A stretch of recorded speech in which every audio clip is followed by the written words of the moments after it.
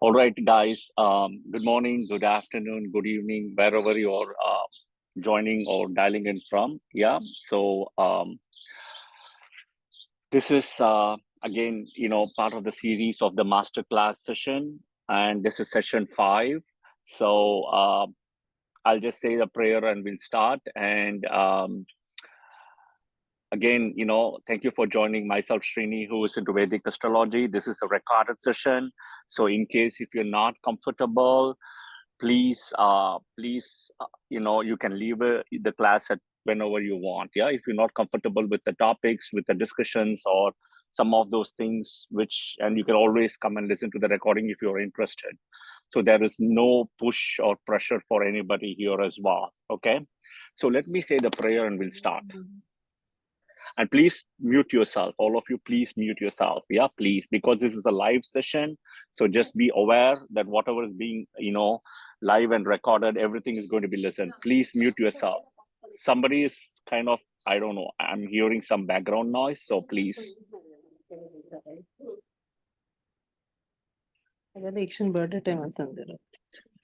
Please mute yourself. Please mute yourself. Otherwise, it gets difficult. Otherwise, I have to mute everybody then, so I don't want to do that. Yeah, thank you.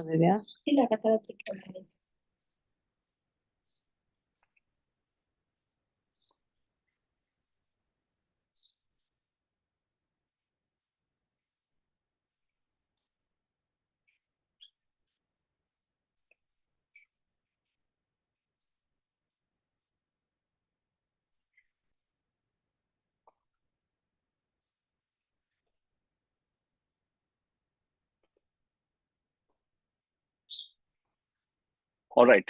So thank you for joining the live session, and as this is a master class and this is session 5, myself, Srini, who is into Vedic astrology as a passion.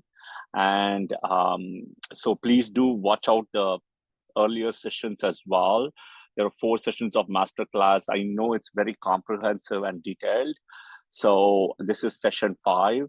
It's kind of a continuity to a lot of this past sessions, what I have done. Okay, so please do watch that, because if you're coming and watching session 5, you may get some pieces as the loose part or the hanging part, but you may not get the crux of the story, because this is kind of continuing to the past sessions. Yeah. And again, this is a master class, which I do kind of once a quarter or three a year or something like that. I do teach classes, and it's like a part of series 1, series 2, series 3, series 4.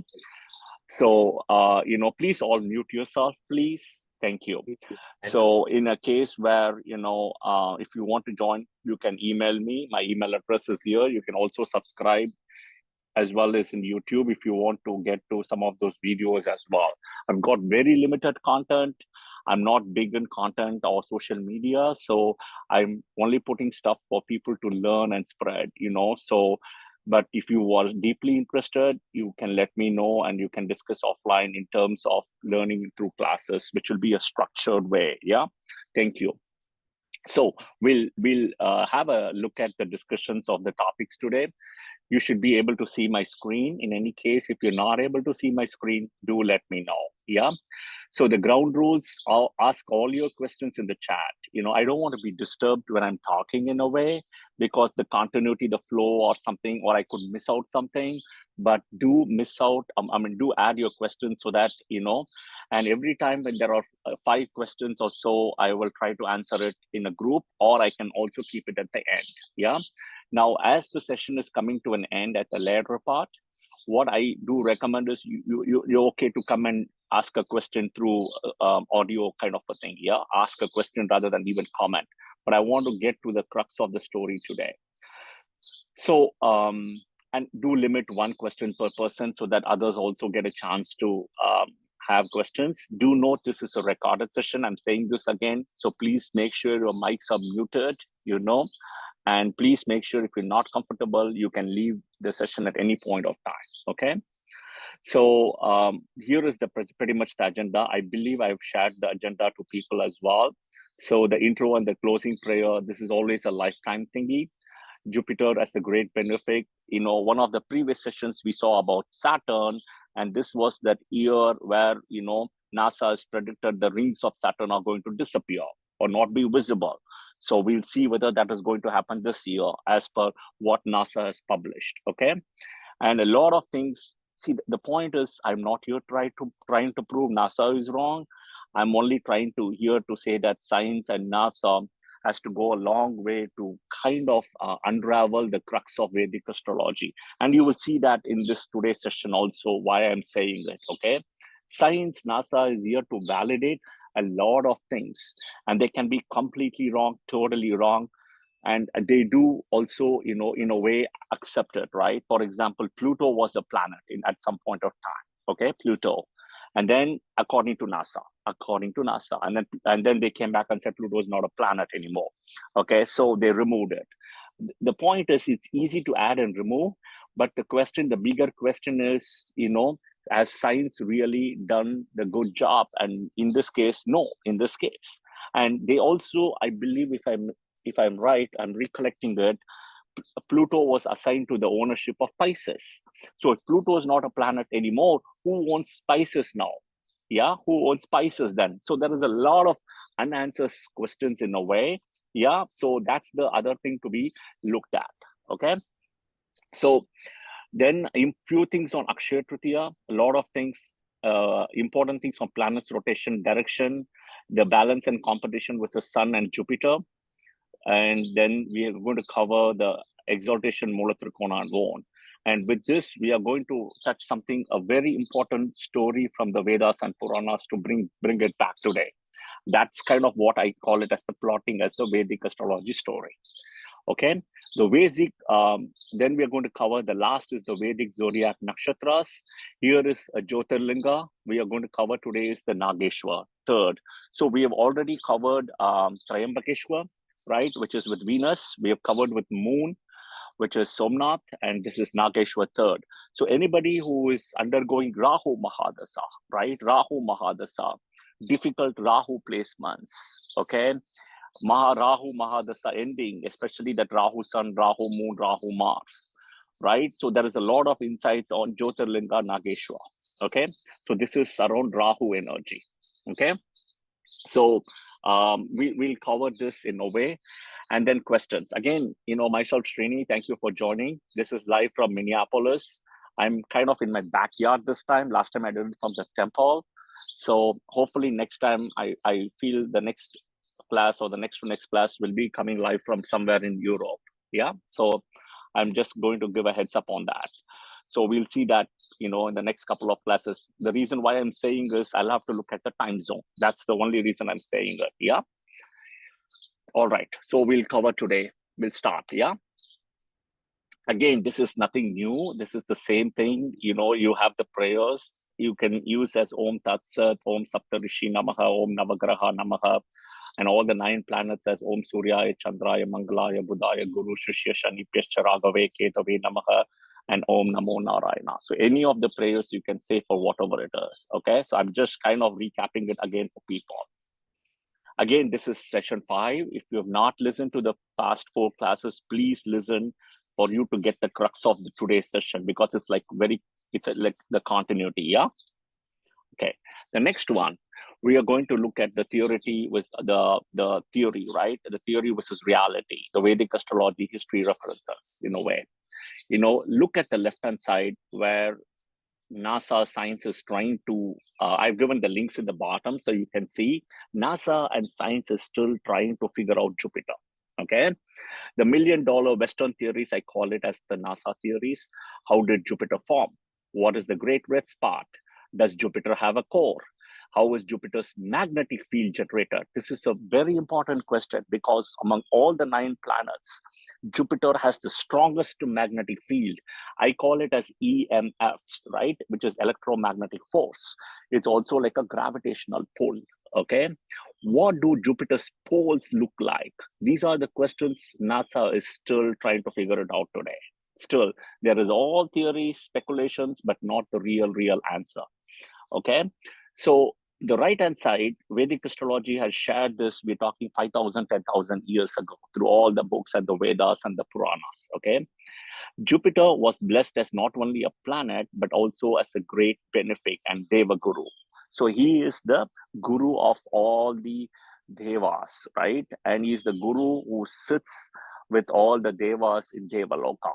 Okay, he works very closely with the gods. He's like a protector of the solar system as well. Okay, so he eventually is born to Angirasa. He eventually becomes a Deva Guru, okay, from Angirasa. So you always have to go back to the previous slides in the past sessions where the story mentions about, the story mentions about Brahma, right? Brahma, then you got Angirasa, right? And then you got Brihaspati. Same thing from Shukracharya, you have Brahma, you have then Bhrigu, and then you have Shukracharya, okay? Jupiter is blessed to have special aspects from his eye. So that is where the special aspect is going to come, okay? Jupiter aspect is more powerful, benefic, or more powerful and benefic than its position, okay? Jupiter is the best teacher, full of knowledge and wisdom, and completes his rotation in 10 hours. I mean, you look at the size of Earth, and which takes 24 hours a day to kind of complete its, whole rotation cycle. And you look at Jupiter, which is like 10 times, 20 times, 30 times. They say you can close to put like 300 Earths or something together to form a Jupiter, okay? And look, Jupiter finishes its cycle in 9 hours, 50 minutes, approximately 10 hours. That's the knowledge, right? That is the knowledge. So how is the magnetic field generated? That is the knowledge of the whole thing. Because he is like a Deva Guru, that's the knowledge. Now, Jupiter's special aspect of 579 hits on all the three houses, movable, fixed, dual. This is very auspicious in a way. Wherever Jupiter sits, right? Wherever it sits, its position is not important, right? Its position. This goes to the previous story. I would have mentioned it in both in Clubhouse or in the past slides, that there was a competition or an argument between Narada and Brihaspati. And Narada wanted to go and meet Parvati with Brihaspati, and Brihaspati said, wait. The time has not come. The time has not come. Why? Because she's just going to take shower, so we cannot disturb her. And Narada is Narada. So then, he kept a track of time, and then they went to see Parvati, and Parvati said Brihaspati's prediction was absolutely correct, because he's sitting in a position which is in Devaloka. He was able to tell exactly what was happening in Kailasha. So that position is where that gets the curse. Same thing, the Jupiter nakshatras are not blessed. They also have some kind of a curse because they are fixed, like a position. They are fixed. The nakshatras are fixed in the zodiac, okay? So that is where the nakshatras and the Jupiter position is not really the best thing to look at, but where the aspect it goes, it doesn't matter. You can be any ascendant. You can be a Taurus ascendant. You can be a Libra ascendant. You can be a Capricorn ascendant. You can be a Aquarius. You can be Gemini, or you can be Virgo. Doesn't matter. Okay. For these 6 ascendants, Jupiter doesn't do great, but the aspects will do good. That's the most important thing. You also have to know, right, in the Vamana Avatar story, where it's a version of Guru Brihaspati, right? And he comes as the smallest version, right? Like a dwarf. And how from a dwarf he goes into a gigantic expansion, right? That's the power of Jupiter, the knowledge and the biggest expansion. Yeah. Okay. Next is Akshaya Tritiya. I did this in Clubhouse, but I kind of wanted to put this also for people in a way, kind of to bring back certain things that, so that they can save this in future. Yeah. So Akshaya Tritiya significations, it all started with the primary story is, in a way, if you look at it, the Soma, the moon god curse of Daksha. And the curse could never be removed by Daksha completely. Shiva removed it, and Vishnu put the terms and conditions that, the waning part will be kind of the curse of the light of the Daksha, and the waxing is the removal of the curse of Shiva. So this is one of the important thing. When you put a curse, the curse can never be removed completely. Yeah. So be careful when you want to curse anybody, because you're going to use your negative energy, right? Your good karma, your battery, in a way. It's like your battery, your positive charge. You never want to do that. Leave it to God. They'll take care. Yeah, the karma will take care. There are planets to do this: Saturn, Rahu, Ketu, Mars. They will take care of it. Birth of Aishwarya Lakshmi. Yeah. So this is also birth of the Ganga in India. Okay, the Treta Yuga, when Rama time started, right? It's also Akshaya Tritiya. Krishna gave the sari to Draupadi in Mahabharata when Dushasana was removing the sari. Sun God gave Akshaya Patra to the Pandavas, right? When Krishna asked them to go and pray to Sun God, yeah. Krishna gave the white rice flakes, which we call it as aval in South India. He got it from Kushela, yeah. So Kashi Annapurni gave the Piksha to Shiva for the removal of the curse, right? For the Brahma story, where the fifth head was removed, and it kind of attached to Shiva's hand as a begging bowl. So it was Kashi Annapurni in the form of Lakshmi who comes and does that, okay? Then Madurai Meenakshi Thirukalyanam, it's also done during the Akshaya Tritiya time period. The important things is today is to lose all your pop on this day, okay? And pray to your Kuladevata first, always. This is the important thing. Even getting married for people, right? Girls must pray to the moon and the Devi goddess. The best thing is donate rice, salt, sugar, yogurt, and milk to homeless and even your servants, yeah? To all the people who have helped you all through the year. Good time period to do Godana, Vastradana, Annadana, Raktadana, Bhudana, all of it, yeah? You can get blessings from all your elders and teachers in this time period. Something I always do, I have done it in the past, is if people really want to travel through the whole year, if they get bored and sitting in a place, right, I kind of say this is the right time period to pack your bags. Okay, it's a kind of a full movable energy in this time period. It will give you expansion of packing the bags through the whole year. So pack your bags at this time period if you really want to travel through the year. Okay, so this is also a good thing. So if you see, there is nowhere I've mentioned about buying gold. Okay, nowhere I mentioned about buying gold, which kind of contradicts to what all the market and marketing has been done, because it's more like a business practice in a way. Yeah, so that is something important for all of you guys to know. All right. So to a lot of people who have joined, if you have questions, what I suggest is start typing in the comment section. Yeah. So I will come back to the questions at some point. Thank you. Okay. So we'll go to the next one. I'm going to explain the sun and the moon exaltation and the whole things here. Okay. So this is Aries. Okay. So I'm drawing, as you can see me drawing. This is Aries Rashi. Okay. And this you have is Taurus. Okay, I'm drawing this because sun is exalted at Aries at 10 degrees. Moon, you can consider the Aries as the whole Rashi of exaltation. Moon is exalted at Taurus at 3 degrees. Okay, so the entire Taurus Rashi is exaltation. So basically, sun and moon has to be in these two Rashis. That's it. This is rule number one. Sun cannot go outside to either Taurus or Gemini or in Pisces. It's wrong. Okay, this is the point. Now, where the nakshatra degrees, that's a little bit flexible here and there, but the Rashi is not flexible. Okay, next is the Titi. Okay, the Titi is the way it's 12 degrees is a Titi. So wherever sun is,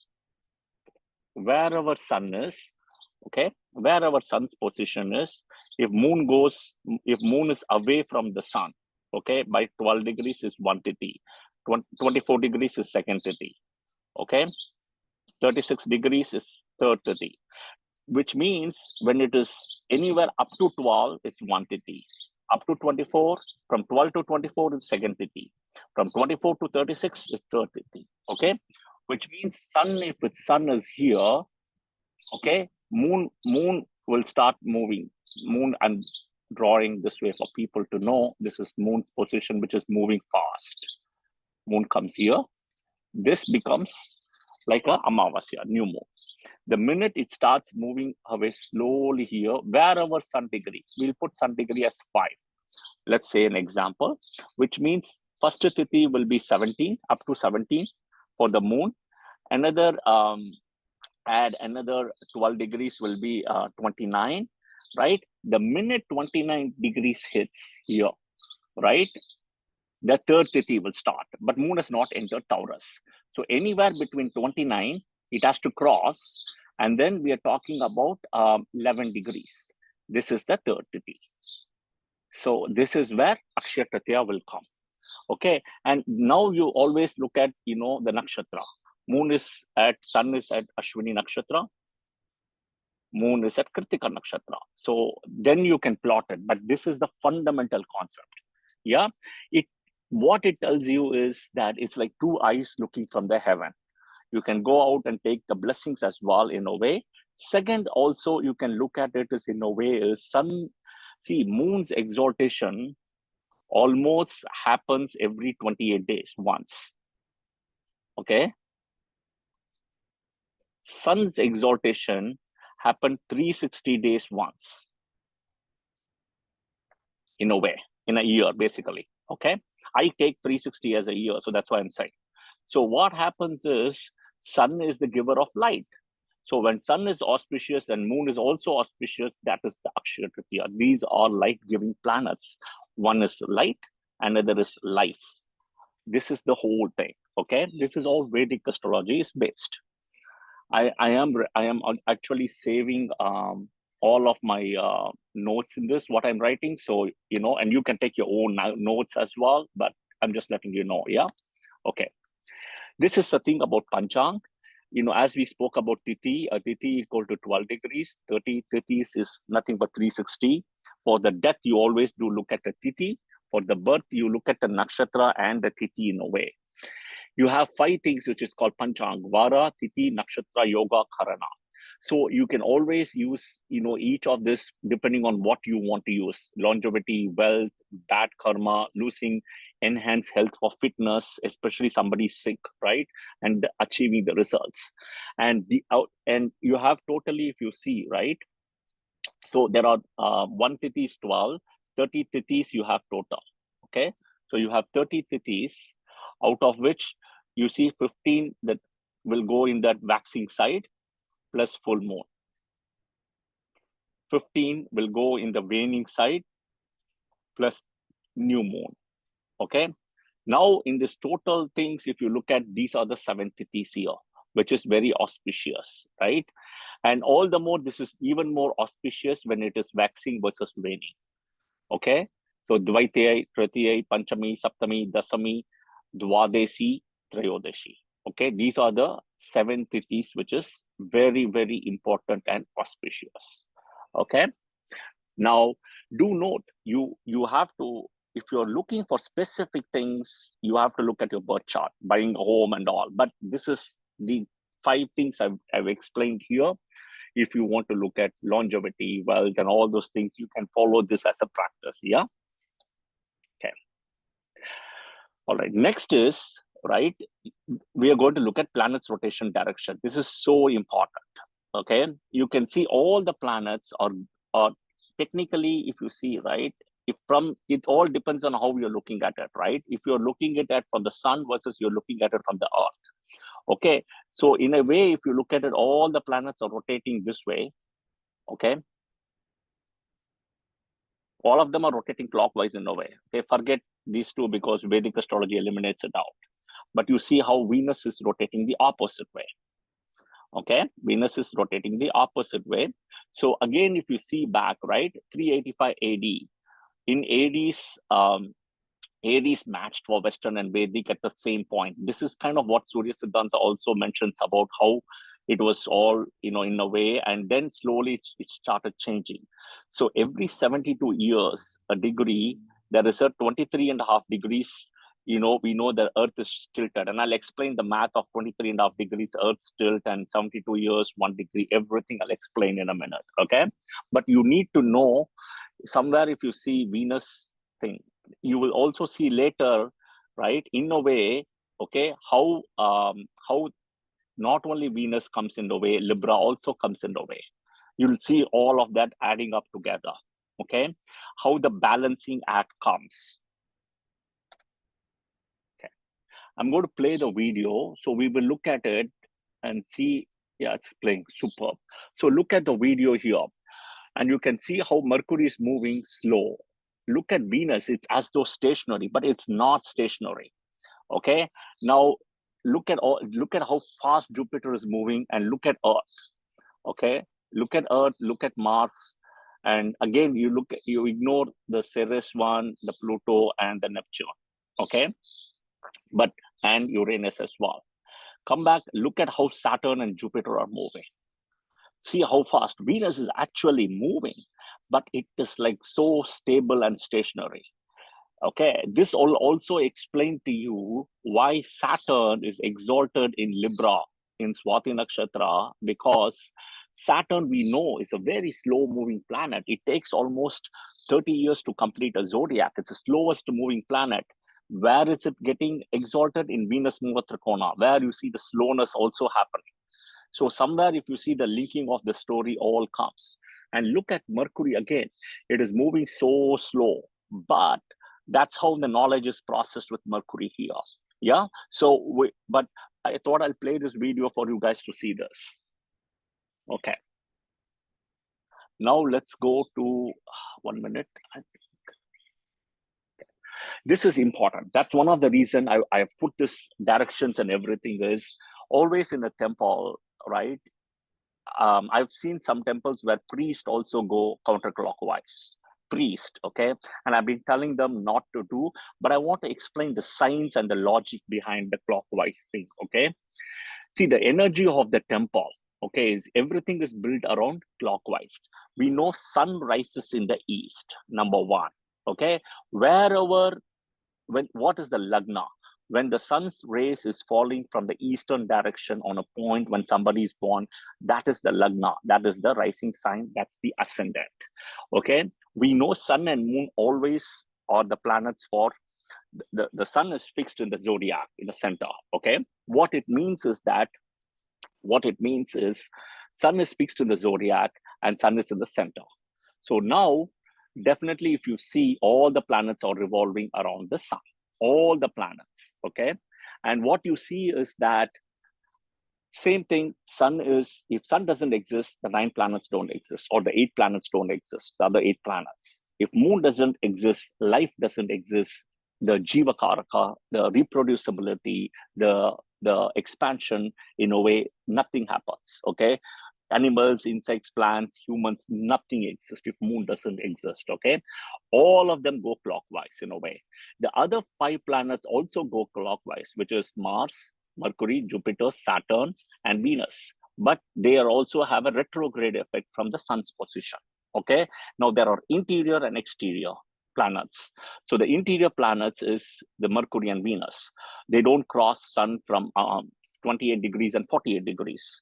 But Jupiter, Mars, and Saturn are exterior. So they are always in retrograde when they come to the position between 5th and 9th from the sun by degrees, okay? So retrograde, again, is a perception of visibility, right? And not the reality. You saw in the video just a couple of minutes ago that Venus was literally not moving, but Venus is moving actually, but you just cannot see it. So this is an example of perception versus reality. Venus is moving. You only saw Mercury moving, but Venus is moving. You just don't have the eye or the visibility or the power to see the Venus movement. That's it. Okay, so it's your perception which becomes a reality, but you have to put a fine line between perception and reality. Now, Venus, again, if you see, Rahu, Ketu are the planets which moves always counterclockwise, right? Sun and moon go counterclockwise or clockwise, and Rahu, Ketu go counterclockwise. In a way, if you look at it, Venus is the only planet that also rotates the opposite direction to the entire solar system. It's like a backward rotation, which you saw that in the tilt as well. But Rahu, Ketu goes in the direction movement opposite. If you think of all the planets, right? If you think of all the planets goes this way, the 7 planets, okay? Rahu, Ketu are the ones which go this way, the opposite. Okay, so that is the difference. Now you also have to see, right? I've explained this in a way, because the planet direction, everything, you can keep sun at the center, which we call it in a way, you bring it back as a geocentric position. You swap sun and the earth position, right? From earth viewership perspective in a way. And all the benefits have Mula Trikona in the solar half clockwise direction, which I'll explain in a minute. That is one of the reason where to go clockwise is an important thing. All the benefits will have Mula Trikona in the clockwise from solar half, and I'll explain it, yeah? So this is an example of 23.5 degrees. See, the entire Vedic zodiac moves counterclockwise 1 degree. The zodiac movement happens, which you don't see typically, because every 72 years, and today we're talking 23.5. You can do a math, okay? You can go back and do the math, 285 AD, okay?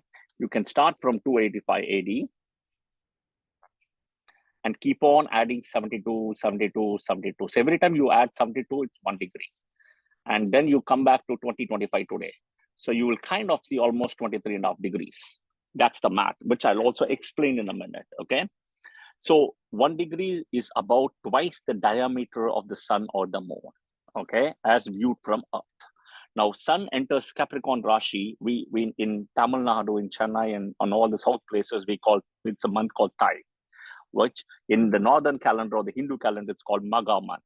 So if you look at it today, sun today, right? Sun enters Capricorn, Jan 14, 2025. But go back and do a calculation with the software or manually, sun entered Capricorn on 22. You see what is the difference now?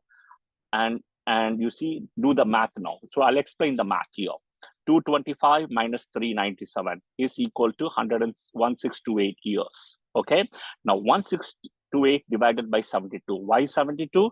Every 72 years, there is a 1 degree movement. You get 22.61 days. Okay. So this is the math. Okay. Now you see that January 14th to January 14th is when it entered here versus December 22. Okay. You exactly see the difference between the two. It will be 23 days delta. And you see that the tilt of the Earth's axis is, we know by science, is 23.5 degrees. So we know that by science, which also causes seasons. Now, this is something I always tell people, even if you have planets retrograde in your chart, including Rahu, Ketu will always be retrograde. Even if any of the planets are retrograde, Jupiter or Venus or Mercury or other than Sun and Moon, any of the other 5 planets. I've heard people going around the temple in a clockwise, an anti-clockwise way, because at that time they're running a Mahadasa, Antardasa of a retrograde planet. It is wrong. You do not need to do that. Okay, always go clockwise, clockwise, clockwise. Now here is the science bit here. Venus is believed to have been hit by a fast approaching asteroid, which caused the change of the paths and the rotation direction, which is what the planet Venus takes today, they say. But science also says this, that none of the planets can be hit by an asteroid in a way, because Jupiter's electromagnetic field is so fast that it will pull it in a way. Imagine Earth. Okay, we will look at Earth's temperature and stuff in a minute. It's like a molten lava volcano, kind of so much of heat. Nothing really comes as bubbling from the Earth to us here. It's because of Jupiter. Everywhere it's because of the Jupiter's magnetic force. Okay, so science kind of says one thing, but science also contradicts, because they're trying to find an answer. But this story, in my opinion, why Venus has to go the reverse also goes back to the Vamana story. Okay, and he was hit by a darba grass. The darba grass was done by Guru Brihaspati in the form of Vamana Vishnu, who took the darba grass. And darba grass is also a wind energy, which is kind of associated with Swati Nakshatra. Okay, so in a way, the wind energy kind of did the whole balancing act. And that was the time he was given actually the status of, he lost an eye, Shukracharya, and he was also blessed as the status of a Navagraha to do the balancing act, okay, in the solar system. But that is as per our Vedas and Puranas, yeah? Okay. So this is what I'm going to explain, the solar half and lunar half. So this is the solar half. In the solar half, you move this way, clockwise. In the lunar half, you move counterclockwise, okay? So all the benefits, if you see in the solar half, all the benefits here, okay? Jupiter's Mula Trikona, Venus Mula Trikona, okay? Mercury Mula Trikona. Now, moon is also a benefic in a way, right? But it's a conditional benefic, Mercury and moon in a way. But if you see it, right, the balancing goes into the other side. Now, if you look at moon here, you got Mars, Mula Trikona, okay? You got Saturn, Mula Trikona here. So you see how the clockwise and anti-clockwise energy matters. Everything is based on sun in a way, because sun is in the center of the zodiac in the Navagrahas. You should go and see the series session 1 and how to pray, how to do everything I've explained, yeah? But this is kind of what we see it in a way as how the differences between the two are, yeah? Okay. And definitely if you see in terms of Mula Trikona, moon is also very unique. It's Mula Trikona is here, but Venus is the owner. And moon's own house is this, Cancer. Okay? Okay. So this is another important thing, right? I put this because, see, sun is malefic, which is 50% benefic, 50% malefic. Okay, this is sun. Why again, in a way, if you see Earth, right, technically speaking, only 50% of the light sun get, only 50%. Okay, that is why, in a way, sun is malefic, 50%.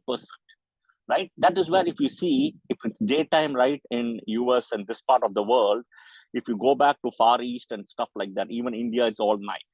And you only get daylight approximately 12 hours. So this is where the 50% comes into play, okay?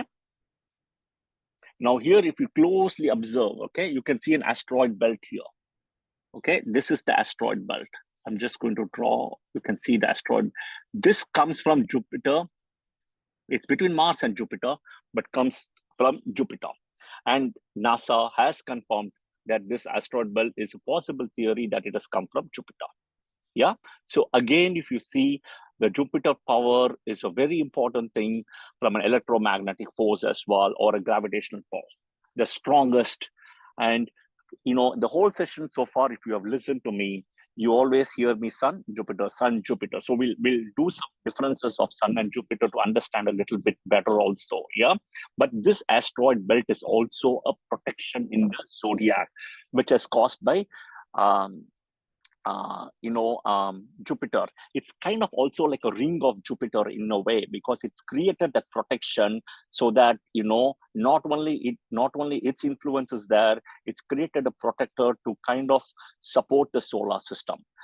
The sun is needed in a way for the other 8 planets to exist. Moon is needed for Jivakaraka, for plants, animals, reproduction, everything moon is needed. But you need Jupiter to keep all of the planets in the solar system in their place, and no foreign objects, asteroids, and all of this hitting them, or any particular activity happening in the zodiac. Nothing will come, right? It's like checks and balances. To keep the solar system in a place, you need Jupiter. Yeah. So this is a combination. And it's also interesting, right? If you know Vimshottari Mahadasa, okay, Vimshottari Mahadasa, you know sun is 6 years. You know moon is 10. You add 16, which is Jupiter Mahadasa. Net, it will add sun and moon together, okay? So you can see how everything adds up today to the math we have done. So again, if you can see, right? Again, you can see how the whole planetary, see how Mercury is, see how close to the sun, this is Mercury, and see how Venus is farther away, right? But Venus faces the strongest in terms of combustion, and Mercury doesn't get combust. There's no combustion for Mercury. And I'll explain that again by science, yeah? So technically speaking, Jupiter, Saturn, this gets over. That's it. Yeah. So now we'll compare the competition versus the balance. Okay. So if you see, right, the sun's light source, it is 27 million degrees Fahrenheit, 27 million degrees Fahrenheit. But even with that thing, they say that NASA says, even confirmed, that it takes 8 minutes from the time sun rises, right? Sun rises, to get the sunlight, it takes 8 minutes to hit the earth. Okay. Now we'll compare versus Jupiter. It's kind of the version called as enhanced and dignified light. Enhanced means it will expand in a way, and dignified. Now, if you see, right, Jupiter is a great benefic. It's got 95 moons as per NASA, out of which there are 4 special moons, which is got for Jupiter, which does its job through the 4 special moons. Yeah. So now we'll see the differences between Sun, who is a malefic, Jupiter to a great benefic. Sun is fixed in the center of the zodiac. He's like a king. Okay. So the position for the Sun, in a way, it's important more than its aspect. Okay. The position. Okay. But if you look at it, okay, if you look at it, because what happens is you cannot look at the sun's rays. It's, even though 50 benefic, 50 malefic, the sun's rays are very powerful. Okay. So sun here gives, it's like a king. It's a royal planet. Jupiter, it's movable. Okay. And it's what is called as EMF, electromagnetic force, balances the zodiac, the gravitational pull. It's a minister. It's a Deva Guru, which is also done the asteroid belt.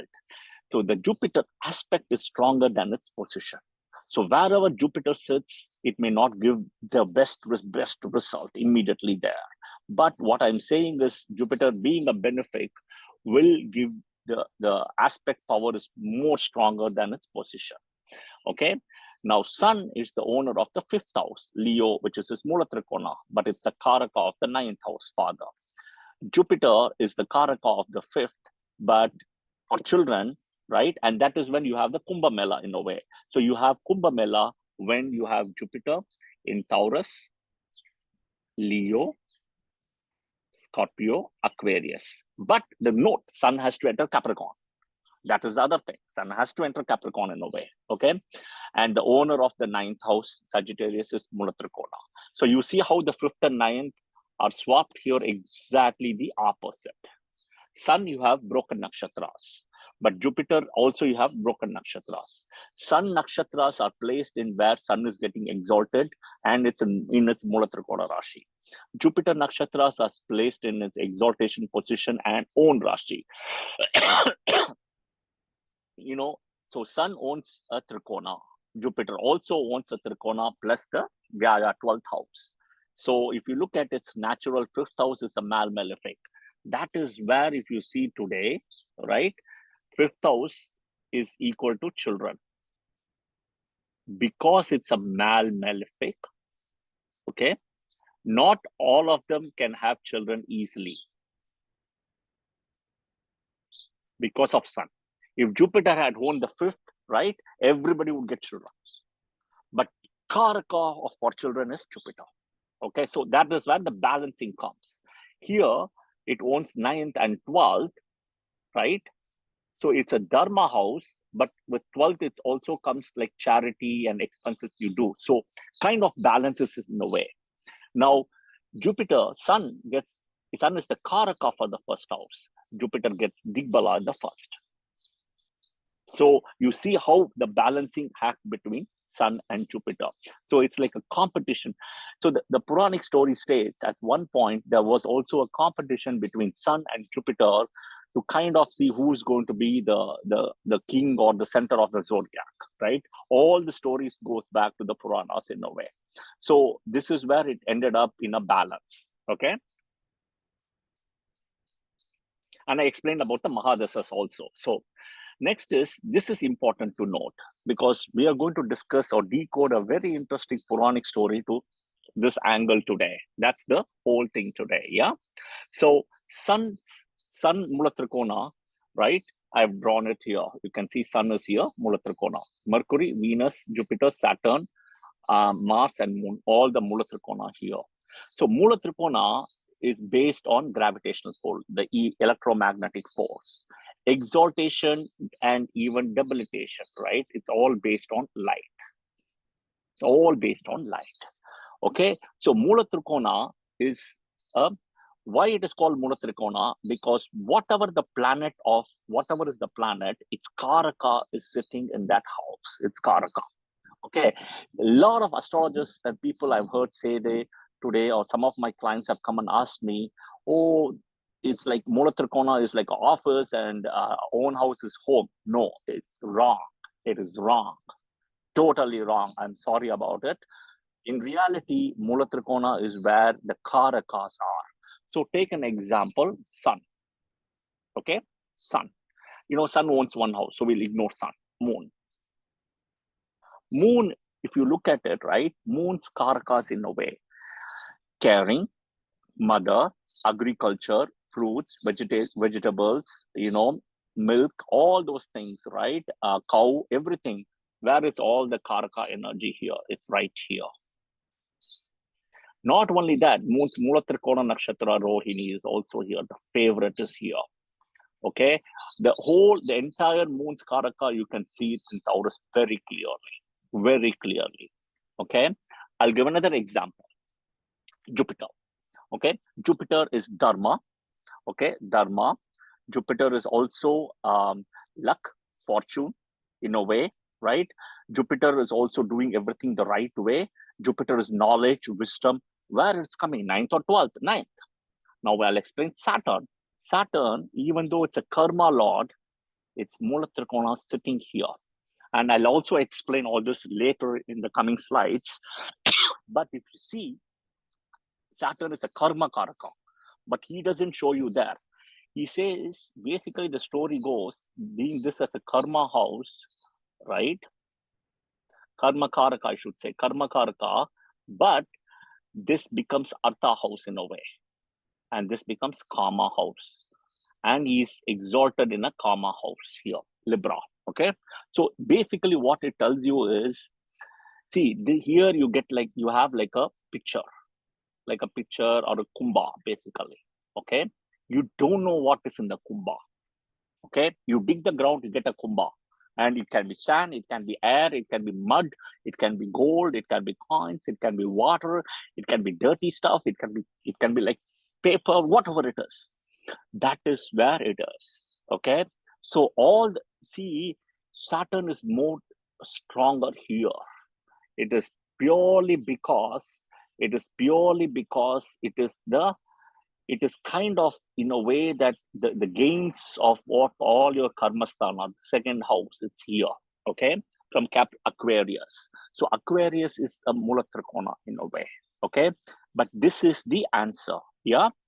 So this is important for you to note, where the own houses I have put here, right, for all the planets, but the Mula Trikona is right here. Okay. Again, Venus Mula Trikona. It's in Libra. You exactly see the Venus is the Kalatra Karaka.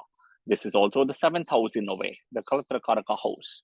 Okay. You see how Venus, in a way, it's moving slow, opposite. Libra direction is also that way. Libra direction is in a way that way. Okay. You see also the 7th house is about business, marriage, later part of the life, everything. All of it is held in Libra, right? That is where you have even sun debilitations happens in Libra at 10 degrees, where it is Venus house, Mula Trikona, where it is Saturn exalted, and you have Rahu Nakshatra Swati. That's at 10 degrees where it's debilitated. So all of it comes together to knock off the sun's energy. Okay. Okay. So I've explained this already, the benefits from the sun, where all the Mula Trikona here is. Now, if you keep, this is the exaltation. I think I explained it in one of the session. I'm kind of bringing it back from sun, which is the light source. And so here, this is a light source. This is light. Sun has exalted. And Leo, I always call it as a lighthouse, okay, by itself, okay? So if you see, all the benefits are exalted to left and right of sun. That is how it is. Venus, a guru, 12th, Jupiter, another guru here, 12th to Sun, Moon, and Mercury. And exactly from Moon's 5th, you see Mercury exalt, which is Moon's child in a way. So you can see that very clearly about the exaltation purely from Sun, all the benefics come. Okay. Now, malefics from the Moon is the Kendra part, right? That is where you see, you will learn down the line. I teach it in class about Chandra Kendras, Chandra Kendra. We don't speak about Sun Kendra, we speak about Chandra Kendra. So from the Kendra, you've got Sun in Digbala, 10th house. Okay, Saturn in 4th, Mars in 7th. So if you see this way, right, in a way, you can see this. Now, you also know, right, there is something called Manglik and all those things are there, where you can see that Mars exactly is exalted 7th from the Moon's own house here. Okay, so this is Chandra Kendra here in a way. Okay. Okay, so now we've seen this again. To summarize, Mulatrikona, it's nothing but favorite house. Okay, you have two houses. One is your favorite house. Your next house is your second favorite house. Okay, but all your regular stuff, everything what you do, it's in your favorite house. You keep all your wanted, important things. So that's kind of the differences. Yeah. Okay.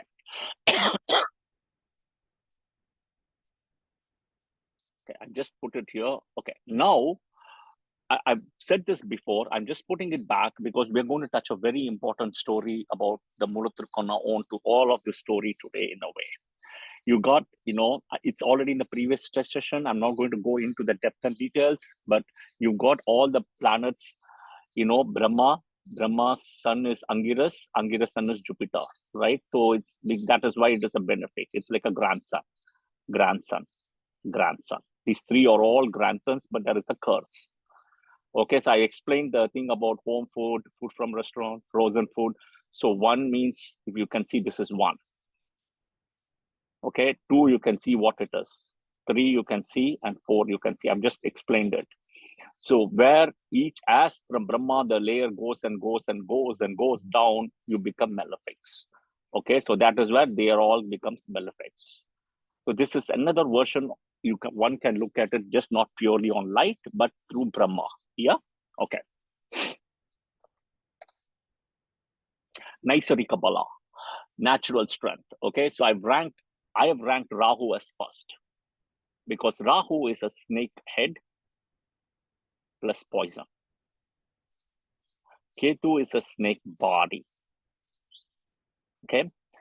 Typically, all the text will tell you as Ketu as first and Rahu and second. I don't want to say I'm agreeing with them. I think it's a translation error, or I feel it is more like an interpretation translation, or somewhere it's gone wrong. This is where I personally don't agree. Okay, I give Rahu as the first thing, and it can be proven. Okay, when there is a solar eclipse happening, sun and moon together, if Rahu is doing it, go and see what happens.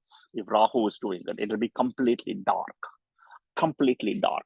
So solar eclipse, Rahu plus sun and moon versus Ketu plus sun and moon. Okay. Now Ketu plus sun and moon, there will be always some light. Rahu plus sun and moon is darkness. Now we know there is also something called as a poison here. Now Rahu's energy is also associated, okay, in a way to garlic. You can see the difference between Rahu and Ketu is to onion. And you can see that garlic is more potent. Now, look at Rahu in a way, goes to father lineage. Ketu in a way, go to mother lineage. Okay, correct? Now, look at all your gotra. It comes from your father or your mother. It comes from your father. So again, this becomes this. You don't take your gotra of what your mother was born originally in that family. You take the gotra from your father, not from your mother. You also see Rahu has got 18 years. Ketu has got 7. Okay. And one more thing, if you see people say about aspects, Rahu and Ketu have no aspects. Okay, they don't have any aspects. So this is where I say Rahu is greater than Ketu is greater than Sun. Okay, now you can also see in Ashtaka Varga, Rahu and Ketu don't get power. Rahu can even become Atmakaraka. Okay, Ketu, no. If Ketu is powerful, why is not Atmakaraka then? If Ketu is powerful, Ketu can be Atmakaraka. Ketu is not. Rahu can be. There are only 8 planets, which is Rahu, including Rahu. Okay, so my point is Rahu is about expansion, Ketu is about contraction. Okay, so people still have not. So I personally wanted to say that BPHS says it. BPHS cannot be wrong. It's a translation thing. I'm just reading English. I just don't know Sanskrit. Okay, so and again, it's somewhere down the line there is somewhere a mistake has happened. That again, Rahu is Rahu. Rahu is smart to kind of hide itself in a way.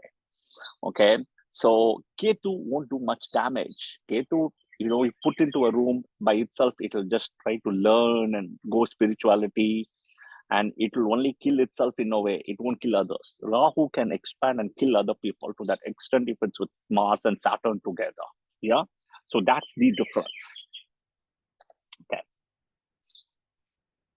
Digbala. The next is, this is called directional strength. You can see how Jupiter and Mercury gets Digbala in the first house. We spoke about it, right? Sun is the Karaka, but Jupiter and Mercury. Moon and Venus gets in the 4th. So this is east direction, Saturn in the west. Okay, so it's the east-west. Then you have north, then you have south. Sun and Mars. So this is 10th house.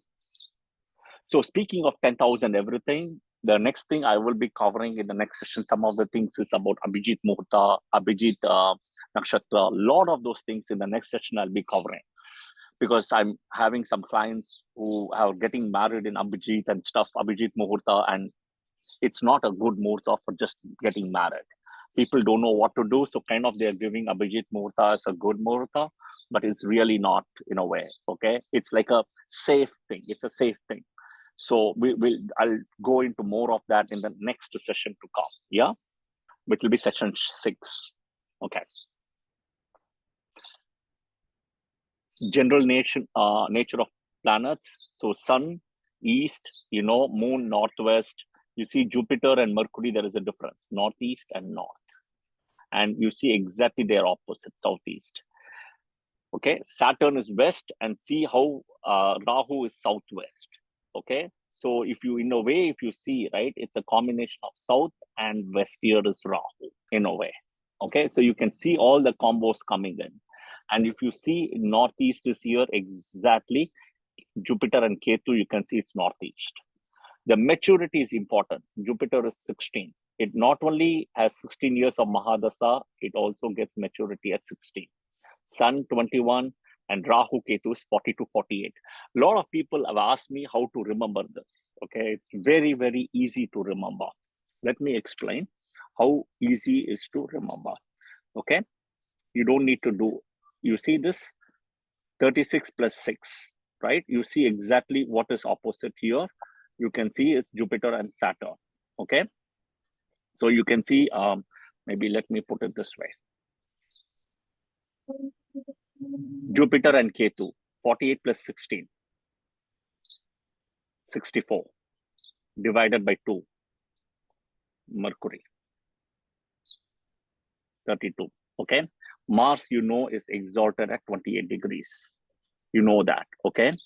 Now, Moon and Venus are very, very close, again, if you see, okay? And Jupiter and Sun, you can see the difference is the 5 here. And Saturn always is 36 here, and Rahu Ketu 40 to 48. It's very simple. If you know the exaltation degrees, you can actually connect from there, right? So you have exaltation as, let me put it this way, 3 degrees, which is Moon. Okay, 10 degree. Before that, you have 5 degrees. You have Jupiter, 10 degrees. You have Sun, This is exaltation degree, okay? Next is Sun. You have 20. I'm just trying to think all the planets I have is, I have 120, I have to finish, 127. Oh, 15, 15, 20, 27, 28. Okay, so Mercury, again, if you see, it's in the center. Okay, 28. Now, if you see, okay, next is you have, after Mercury is Saturn, and then you have Venus, and you have Mars. Okay, so what you see very, very, it's a clear pattern in a way. Okay, if you see a very, very clear pattern, if you see, okay, you just keep this Mars aside for a minute in a way. Okay, so if you can see this here, the end part, okay, 27, 3, 20, 10, 30, and 28, 5. So you can see kind of almost everything adds to 30, 30, 30, 30. It's only that Jupiter and thing kind of puts it off. If you draw it by planets, you will actually get exactly the balance. When I say the balance, when I say the planets is, you start from Sun, you finish last is Saturn. Sun is 10, Saturn is 20, 30. Okay. Next is you put Moon, which is 3, Venus is 27, 30. Okay. Next is you put Sun, Moon, Mars. Okay. You have Mars at 28. You have Jupiter, 5. This is the only thing which is 33. And Mercury is 15. Times 2 is 30 you will get. See, everything you add here with 30, 30, 30, 30, 30, 30. Only with Jupiter, you always get something excess. Yeah. Okay. The next is Kalas. This is goes to for Hindu Lagna, where if you read the book Uttara Kalamitra by Kalidasa, it's a Shloka 27. I think it's page 43 in Uttara Kalamitra. So where it talks about the Kalas, Graha Kala Parimana. So clearly, if you can see, Sun is the highest. Next is Moon. Okay. Moon. Now, if you do a little bit of a math, okay, Sun is 50-50. 30 by 2 equal to 15. So Moon is, it's kind of, if you see its benefic, it's little 1 point more than this. And Ashtak Varga also, you will see the same pattern. Yeah. Because in Ashtak Varga, Sun will be 48 and Moon will be 49. Okay. So Mars is 6. You see Venus is stronger because it's closer, except Sun is like 100,000 or 100 million power watt. Because Venus is next to it, you don't see that energy, and it's because of the size. And Saturn is 1. So anything below less than 1, it's 0 you will see, because that's where Rahu, Ketu, Uranus, Neptune, Pluto are out. Now, Rahu, Ketu, they're not physical bodies, they're calculation points. Yeah. As I explained earlier, 8 minutes. You can see, as per NASA, it takes for the sun's light to come. Versus if you see Jupiter, it almost takes, it's light minutes. Yeah. So it's light minutes, like half an hour. Saturn, it's in hours. But if you see Moon, it's in seconds. The fastest in a way is Moon, if you see. Okay. The fastest is Moon again. Yeah. Okay. Can you please mute yourself? I don't know who is it, but please mute yourself. Yeah. Thank you. So again, I've explained the general nature of planets, the full moon, sun and moon at 180, new moon, sun and moon at 0.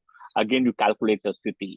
A full moon aspected by a Jupiter is Jupiter plus, or even a full moon equal to Jupiter, or a full moon can be even greater than Jupiter. If it is in certain houses, when moon is in Taurus, sun is in Scorpio. And if moon is in Taurus, in a way, it's the 4th house, in a way, if you look at it, right? And sun, so it gets big bala, it's got a lot of strength in a way. So a full moon can be greater than Jupiter also. A full moon equal to Jupiter or greater than Jupiter. 3/4 waxing moon is Venus. Half waxing moon is Mercury. Quarter waxing moon is Mars, and a new moon Amavasya equal to Saturn. Okay. So again, you see Mercury, independent, all of it was going to come in this way. Malefic is Sun, Malefic Rahu, Ketu, Saturn, Mars. Okay. In a way, Rahu, Ketu, Saturn, Mars. You can also think of moon waning, strength is low. Mercury plus Malefic conjunction. Okay. all of this will also become a malefic in a way. Mercury in conjunction with the malefic is a malefic. Moon as waning or new moon is a malefic. Okay, so this is something important to note. Okay, now before I go to the crux of the story, this is the crux and climax of the story for today.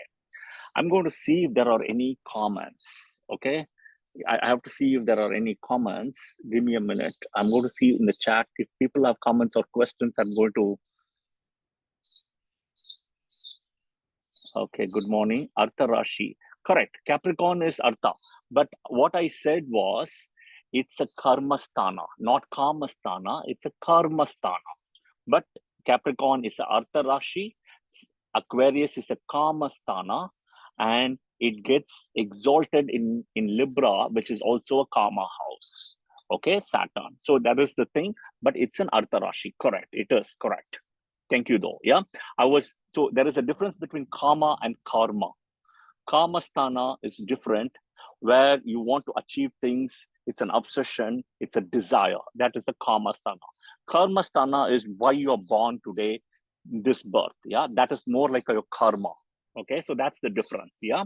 Any other questions? But good point, though. Thank you. Okay.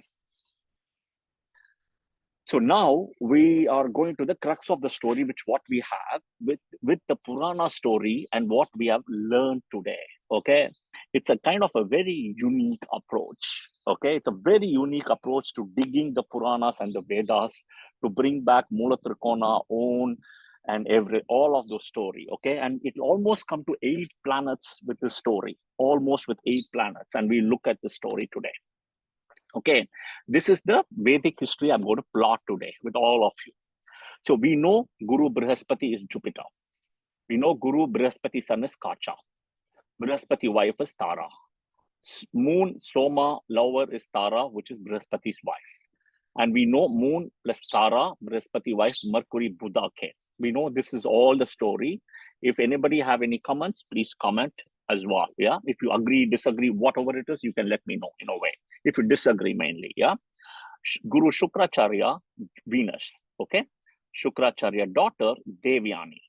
Shukracharya disciple, Kacha. Shukracharya disciple, Swarbanu, who becomes as Rahu and Ketu in a way, okay. Now, Sagittarius is Jupiter Mulatrikona. We know that, right? I just explained. Libra is Venus Mulatrikona. Aquarius, Saturn Mulatrikona. Aquarius also has some energy of Rahu. Mars Mulatrikona is Aries. Venus own house is Taurus. Okay, so we've done pretty much everything, all of this in a way. And Venus Mulatrikona is Libra, which I've also explained here. Okay, so everything clear in this. So we are going to plot the story now. Okay, it's going to be very funny. Actually, I shouldn't say funny. Funny is the wrong word. It'll be very interesting, and it's a fun activity in a way that you are bringing back everything, and everything will add up so beautifully when you look at the story. Okay. Now, Jupiter is Angirasa's son. Venus is Bhrigu's son.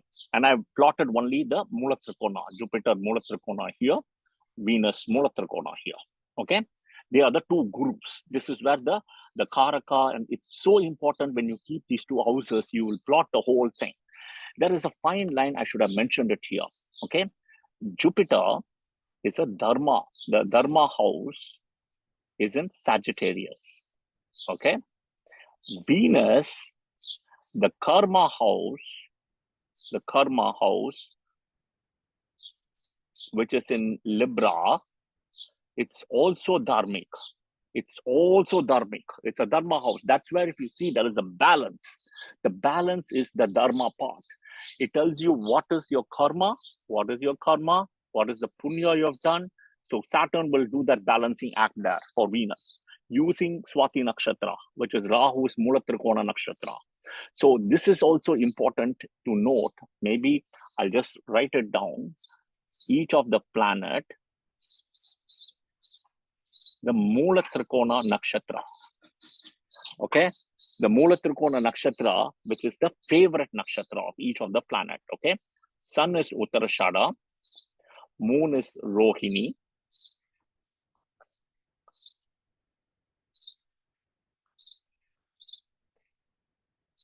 I'm just writing.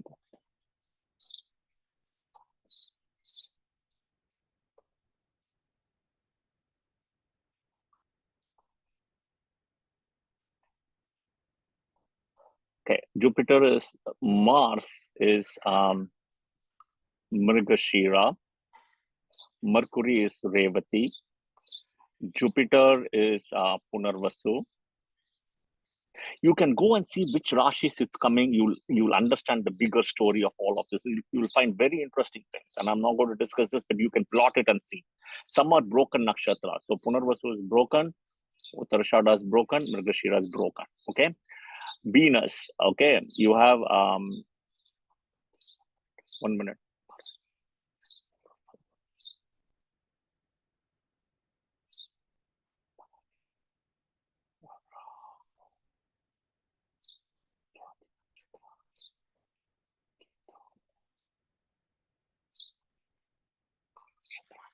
Okay. Okay. So these are the Mula Trikona nakshatras, the favorite nakshatra of each of the planets. Sorry, anybody had a question? Saturn is left. Oh, thank you. I knew I missed somewhere. Thank you. You want to say what is for Saturn? Anybody wants to say what is for Saturn? Anuradha.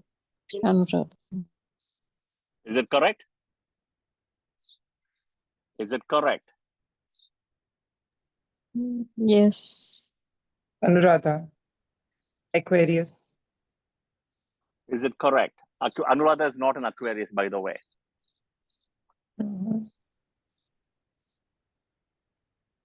The first pada falls in Aquarius, right? For Anuradha Nakshatra, no. No, sorry. Scorpio. Yeah. No, it's not Scorpio. The first pada doesn't fall in Scorpio, it falls in Leo. It's Pushya. Correct, it's Pushya.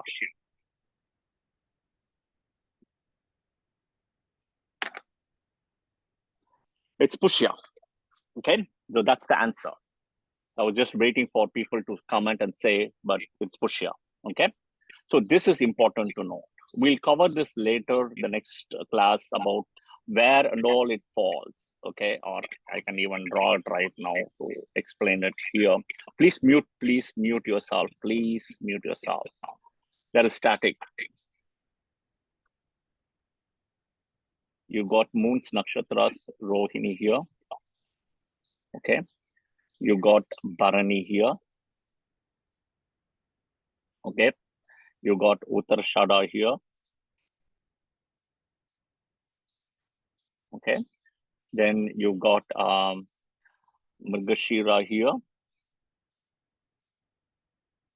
Mrigashira here. You got Revati here. You got Punarvasu here. Okay. You got Pushya here. You got Swati here. You got Magha here. Okay. So this is where, if you see, pretty much all the houses, you know, you are having some planets or something, except 3 houses. If you see, it's out.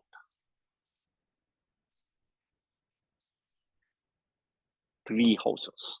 Okay. Plus, coming back, this is Moon's Mula Trikona. You got 2 planets. You got 2 planets or 2 of the nakshatras things here in a way. You got Jupiter Mula Trikona here. You got Jupiter's exaltation here. Okay. You got Sun Mula Trikona here. You got Sun exaltation here. Right. So you can see a lot of that to understand it, where it's placed. Okay. The favorite nakshatra of each of the planet. Okay. So we know by the way that Moon's favorite wife among the 27 is Rohini.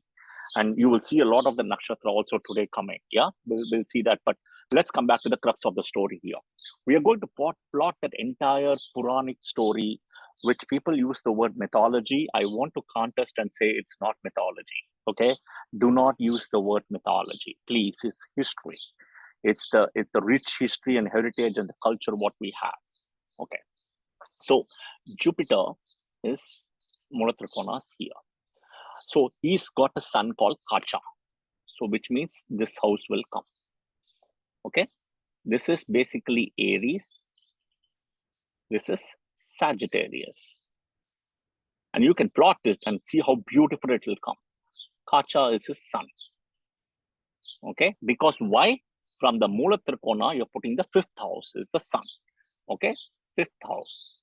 Okay, Brihaspati, Jupiter is here. The wife is Tara. Why Tara here? 7th house, Tara.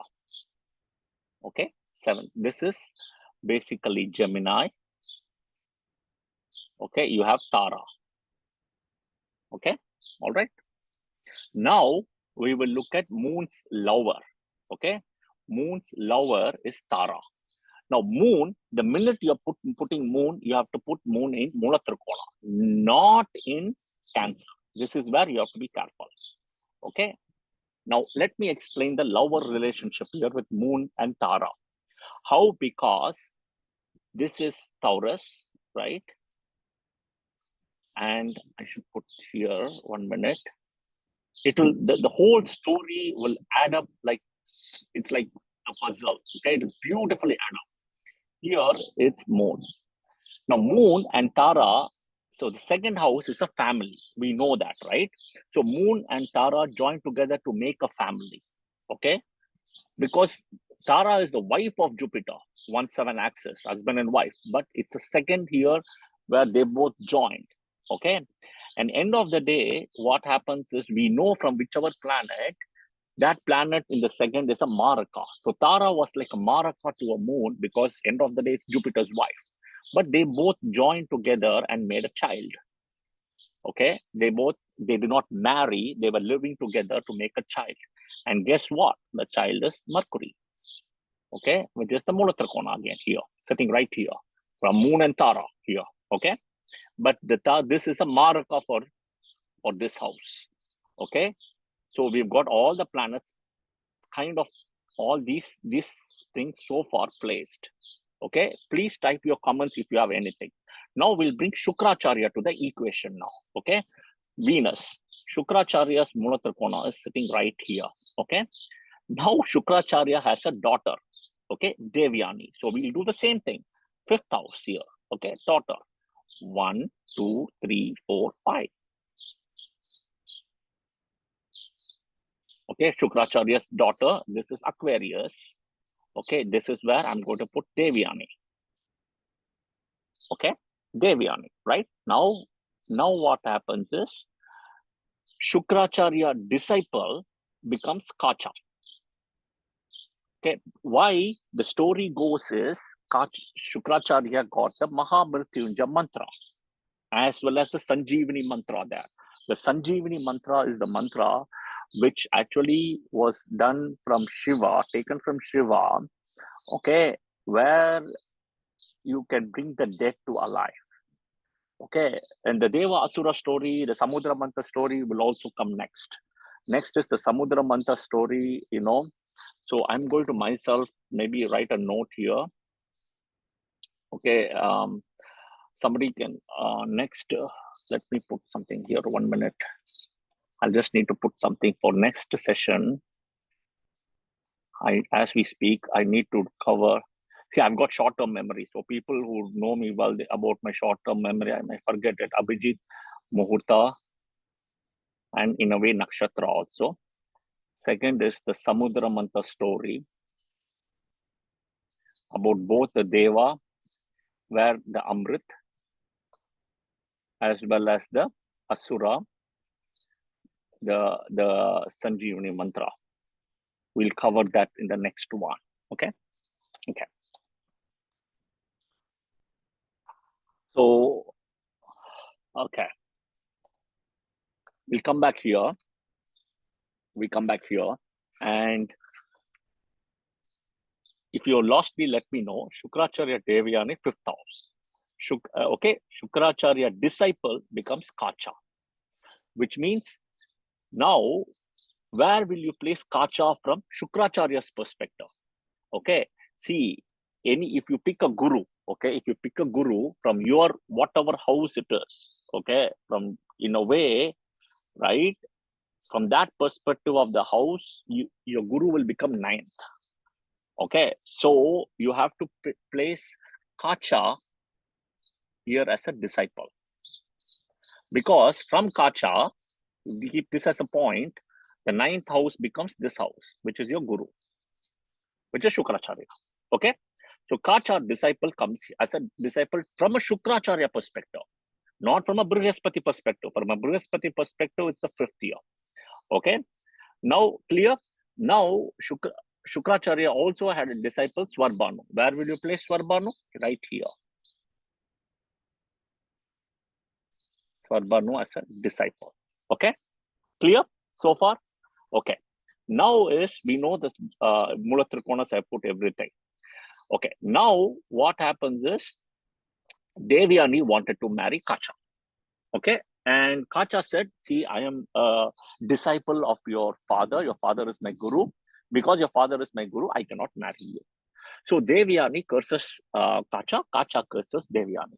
Kacha curses Devyani in a way saying that you don't know about all the basics in this, in all the astrology, karma, and dharma, and everything. So you won't be fit to marry somebody from the rishis and the brahmins and everything. You will go into the Kshatriya side because your thoughts are like Kshatriya. So she end up marrying into the Mahabharata lineage comes, right? Where she goes and marries into Shantanu, not Shantanu, Yayati. Oh, no, I'm missing the whole thing. Wait, 1 minute. Then it's Yayati only. Yayati. I'm sorry, Yayati. He goes into Yayati. Okay, there is one more name for Yayati, which is what I'm trying to pick. So she marries the Devyani, goes and marries. There's one more name I'm trying to think, and that's what is trunk in my head. But thank you.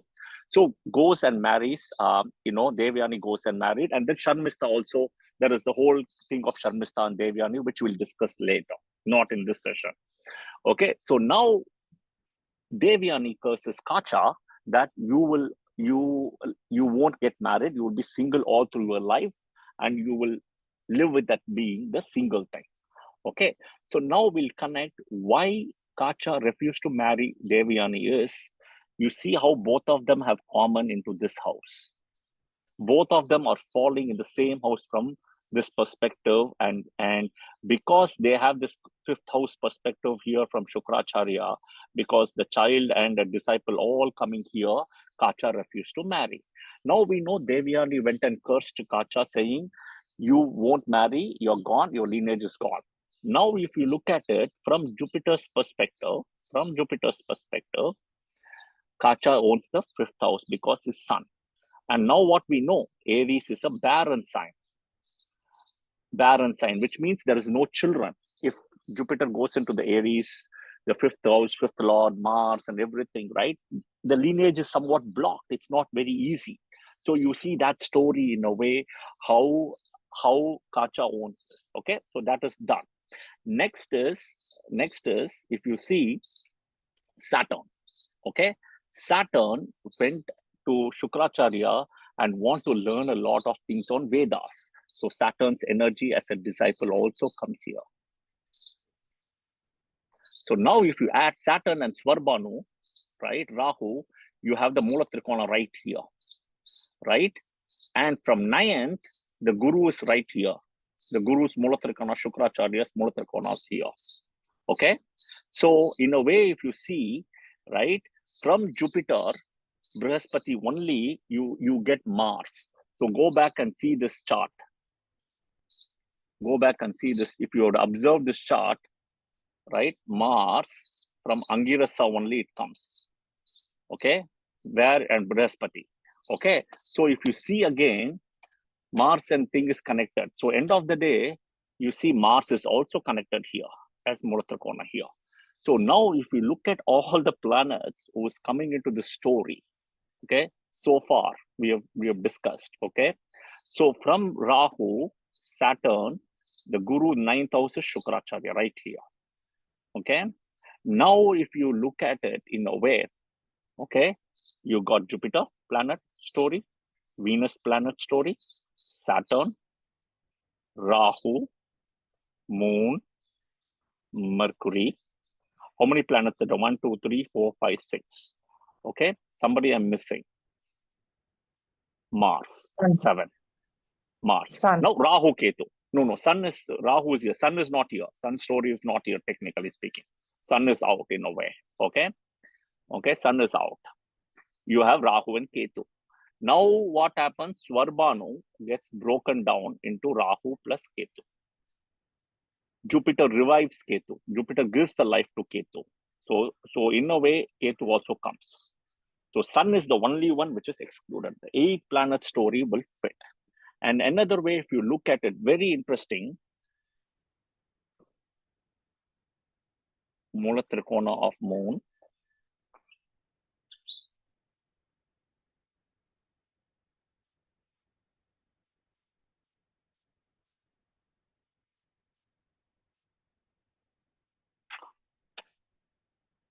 So if you see from Moon, 10th house, Karma house is Saturn's Mula Trikona.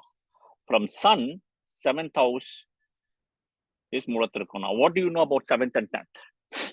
One, both are Karma houses, and you also know 10th to 10th equal to 7th. Okay, any house you pick 10th of that house will be the 7th. If you take Lagna Aries, Capricorn is the 10th to this will be Libra. Okay, so you can see how the Mula Trikona aligns between Moon, Sun, and Saturn in a way, placed based on purely on Mula Trikona. But now coming back, all the planets story, everything aligns. And of course, you see Mercury, which is also kind of born in a way, right? Mercury is born because of Moon and Tara here. Okay, so clearly, if you can see, now if you see, right, Gemini is also the thing for lovers and not couple, lovers, right? And if you can clearly see how that whole energy comes here of Moon's full energy and Tara's energy here. But this is the story which I wanted to plot through Mula Trikona and our Vedas and Puranas. Okay, any comments or questions where everything will really add up? Why Devyani and Kacha refused to marry Devyani? Why Svarbhanu and Saturn's energy is sitting right here in Aquarius? So this is the other important thing. The energy of Aquarius, okay, is a very strong Mula Trikona of Saturn. Okay, it's a very karmic energy of Rahu. Okay, which is as Satabisha Nakshatra. So one of the most difficult one. And the key to this whole thing is with Varuna. Varuna holds the key to unlock these two people. And you will know the story later, why Varuna is coming and everything. Varuna will come for both these Rashis, this Rashi, as well as for this Rashi, Capricorn and Aquarius. Varuna will come. Okay. Any comments or questions? This is a story which I kind of wanted to put today to people as how everything adds up if you bring back the Vedas and the Puranas and the planets and come back and say like how it adds up. You know, beautifully it will add if you connect. And if you see Kacha was never married from there on. You know, and this is a barren sign. This is also a barren sign. So coming back to barren signs, right? This is a barren sign. You should know which are the barren signs. Barren sign, barren sign, barren sign. Okay. So these are all barren signs. Barren, barren, barren, barren. Okay. Next what you want to also see here is something important in this story also, right? You can very clearly see in this is more the Aquarius, Libra, Capricorn. They are more like a semi-fertile energy. So this is like semi-fertile in a way, semi-fertile in a way. The whole fertility is here. And we know who is the planet also for fertility, which is Moonus in a way. Moon, you know, so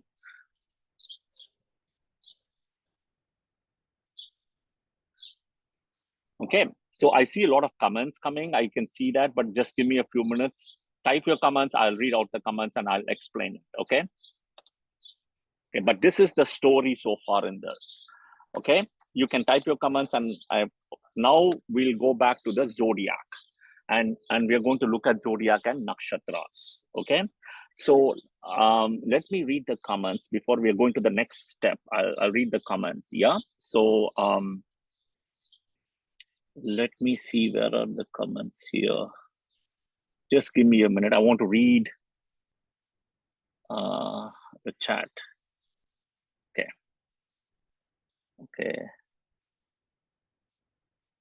Fifth house children, very beautiful. Okay, thank you, Pawan. I don't know who is Venus, but it says fascinating. Thank you. Very beautiful, Ruchika. Thank you, Pawan. Thank you. Yayati was cursed by Venus to be old and Sharmita. So correct. So the story goes, this is the big story, okay? Shukracharya's favorite child was Devyani, okay? That's the big story to this Devyani and Sharmista. Sharmista is a king's daughter, okay? And in those days, wherever Shukracharya went as a minister to the king, okay, as a minister to the king, that kingdom won't be conquered. Nobody will touch that kingdom because Shukracharya is there. And he got the power of the Sanjeevani mantra, everything. So everybody would be scared. Now, all along the life, Sharmista, in a way, did not treat Devyani as, the big way. She really did not. But she gave respect. But end of the day, it's a maid, like the maid servant. Okay, the story goes, okay, that is the curse happens by Kacha. The story goes, both of them goes together to take a bath. And what happens is, again, the wind energy comes into play, that the clothes get moved for them. And in a way, by mistake, they were actually hurrying up, running up late. They wear the clothes opposite, okay, meaning they swap the clothes. And Yayati, who is coming as a king passing by, at a glance, actually what happens, sees, Sharmista adorned in that clothes in a way, right? And Devyani also in a way. But what happens is he still falls in love with Sharmista. Okay, so the story goes is, but Devyani sees the thing and the king and falls in love with the king, because the curse has to happen in a way, right? Now what happens is, but the king has fallen in love with Sharmista. So now what happens, because she's Shukracharya's daughter, right? She has the power, she has the power to gain what she wants. So now, it's comes to whether it's Yayati's love which is going to win, or it's going to be Devyani's love. And end of the day, Devyani says, let's move to any other kingdom, to Shukracharya, and we will capture this kingdom. That's it. So then Sharmista, being a good girl, she says to her dad, end of the day, let her marry. Let Devyani marry her, because it is important that Shukra stays with us and we protect the kingdom. So now the marriage happens, but there is a condition imposed by Devyani. Devyani says that in this marriage, I want Sharmista to come with me, along with me, now as like a maid. The opposite happens, so she goes as a maid. Now, at the time of marriage, Shukracharya says very clearly that I would not appreciate or do anything with infidelity. And if anything happens, you will be knocked off. Okay, this is a very big story in this, okay? And you have to go back and see the session 1, okay? Why? Because the entire lineage of Kurukshetra starts from Shukracharya, okay? Just the same way we saw how Sun and Jupiter, there was differences. Next session, we will see Moon and Venus. Okay, we'll compare Moon and Venus in the next session. So I'm going to put this as a note to myself here. Okay, number 3 will be Moon and Venus. Okay, so the curse, actually Mahabharata starts from Shukracharya. Okay, that's where the thing starts. But you also have to know where the Moon versus Venus comes, is because Rama was born to the Surya Vamsha story, right? Rama belongs to the Surya Kula. Krishna belongs to the Chandra dynasty. But it's all about Shukra. In Chandra dynasty, everything is about Shukra. You saw the whole thing of Venus, and you go and see the picture I have put in, the lineage and everything. It will be all Shukra's lineage going all the way to Krishna itself. You will see a picture, okay? So my point is, Shukracharya then, does this. Now what happens is, at first, it's like love at first sight. Yayati had seen Charmista, okay? So now what happens, he was feeling like that homely thing and everything in a way. So, without that artificial decoration and stuff. So somewhere they both start having an affair, okay? And Shukracharya, nobody knows this, or they're all being in darkness. And then eventually what happens when she gets pregnant, then only Devyani gets to know. Then what happens when the pregnancy and the child happens? So Yayati, now Devyani goes and cries to Shukracharya. And that's where the curse of Shukracharya is triggered. Okay, but there are two curses triggered in this, not one curse. Curse number one is Yayati has the beautiful looks and all the things, the personality character. He will lose everything into like a crouched old man. And then Devyani also asks for apology, and he asks it. Now comes the thing that Shukracharya himself gives the remedy. Okay, Shukracharya himself gives the remedy, says that whoever of your children can take that old age can swap your bodies, the old age versus the young. So he gives the remedy. This is a beautiful thing of Shukra, is Kacha, who is coming from an enemy camp of Brihaspati's son, came specifically to learn in a way the Sanjeevani mantra from Shukracharya. And the Asuras gave all the alcohol and everything, to meat and everything to kill Kacha in a way. But eventually Kacha comes out of Shukracharya's body himself. So somewhere if you see the fifth house, Kacha also becomes a son of Shukracharya because he comes out of the body, because he teaches them. And in the way, what happens, Shukracharya dies and Kacha revives Shukracharya. So it's like father, son, father kind of a thing happens with Kacha. Okay. But why I'm saying that is, now the Shukracharya himself gives the remedy. So this is a key learning in Vedic astrology. Okay.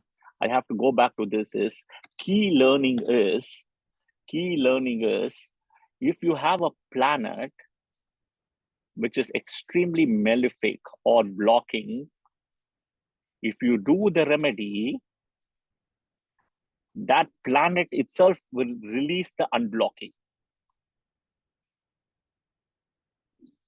Think of Shukracharya himself giving the remedy who cursed. And you go read all the Vedas and Puranas, they themselves will give. Same thing, the Samudra Mantha story, right? Agastya, right? Agastya Rishi will give that mala, which is from Adi Parasakti, to Indra and Airavata, and they put it down. So he himself, I said Agastya, my mistake, sorry. Somehow I said Agastya is Durvasa, my mistake. It's Durvasa. I don't know why I said it. Agastya is Durvasa, who gives the thing to Indra. And then he curses it. And then Indra asks for apology. He says, you go and do the churning of the Samudra Mantha. So he gives the remedy. The person itself who curses will give the remedy. So this is a key learning where a planet, if you keep doing a remedy for that particular planet, it itself will release that remedy and it will release that blocking effect in a way. Yeah. So now, this is one. So then only the story happens that both Devyani and Sharmista goes to the children, and end of the day, it is actually Sharmista's child, right? From where Puru comes, who will swap the body. Devyani children doesn't want to swap the body with Yayati. Then only Devyani will also really kind of realize in a big way that, Sharmista has raised her children better than Devyani. Okay, this is one. But there is another underlying curse to this. Okay. So the underlying curse thing is Shukracharya cursed. Okay, the curse number 2. You have 2 curses. Okay, one is Yayati. Okay. Second is the whole Hastinapur kingdom. Okay, the Hastinapur kingdom as a throne. Whoever sits in the throne won't be successful. So from that point on, if you see the story of Hastinapur, all the people who sat in the throne, it was never successful. It was never successful. So this is a story also a curse from Shukracharya. That is the curse. Yeah. Okay. So there is a question is, what would be the remedy for unblocking? See, it depends on each of that planet, right? You have to know in your chart. Okay. You have to know in your chart, which is the planet which is blocking. So always look at it this way: benefic, malefic. Okay. The blocking and unblocking energy, you can see the malefic and benefic. For Jupiter, the strongest blocking is Rahu. Okay, for Jupiter. That is why Parashara Rishi calls it as Guru Chandala Yoga. For Sun, okay, I should not put Sun here. All the benefics this side here. It is Sun. That is where Venus faces the highest combustion. Okay. Jupiter, Venus. Moon, it's Saturn. For Mercury, it is Mars. Okay, it is Mars. So this is the thing. If any of you have these combinations, Jupiter plus Rahu, Venus plus Sun, Moon plus Saturn, Mercury plus Mars, okay, you will have to kind of work with Mars energy to release the positive of Mercury. You will have to work with Saturn energy to release the positive of Mars. You will have to work with Sun energy to release the positive of Venus. You will have to release the Rahu or work with Rahu remedies to release the positive of Jupiter. So if you have Mercury-Mars conjunction,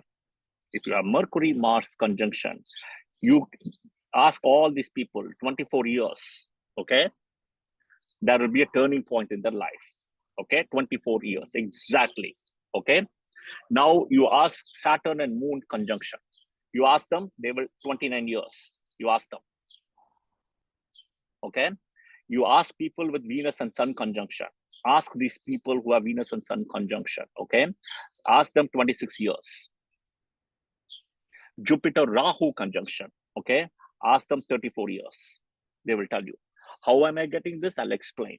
You add Mercury Mahadasa plus Mars Mahadasa. This will be the turning point. Moon Mahadasa plus Saturn Mahadasa, turning point. Venus Mahadasa plus Sun Mahadasa.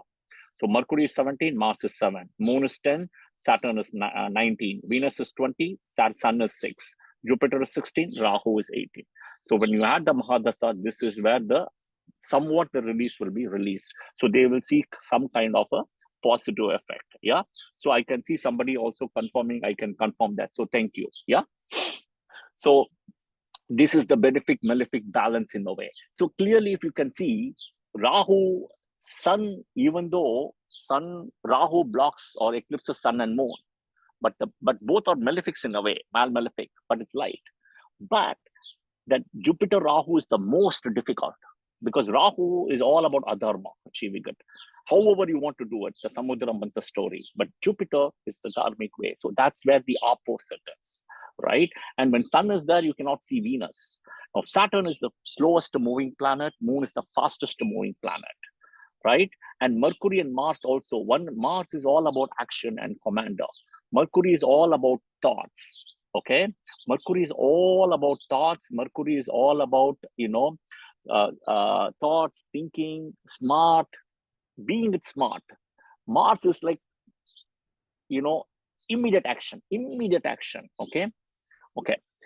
Have this question, general doubt. Shukracharya is a great devotee of Lord Shiva. Sun is associated with Lord Rama and Shiva. How come Sun and Venus are enemies in Jyotish? See, all of them are in the same lineage thing, okay? It's all that family, it's the same family. If you go back to this one, everybody comes from Brahma only, okay? Imagine the same story we can see in ourselves, in our families.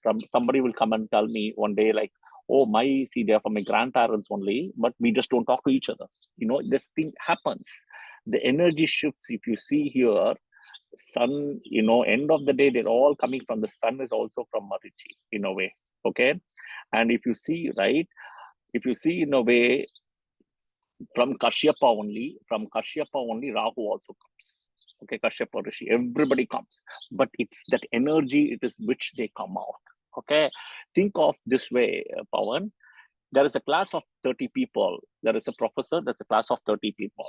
Out of the 30, only one gets the first rank. The rest 29 people don't get the first rank. But it's the same professor who are taught them, right? It's kind of the same thing.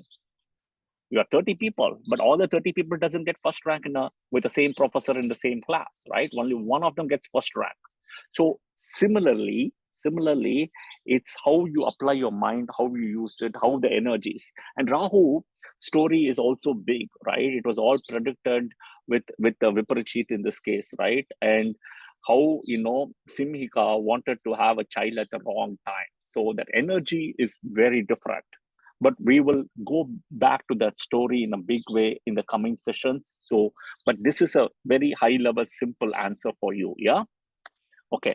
I'll have to finish the balance. So I'm just going to ignore some of the comments for now, and I'll come back to the comments later.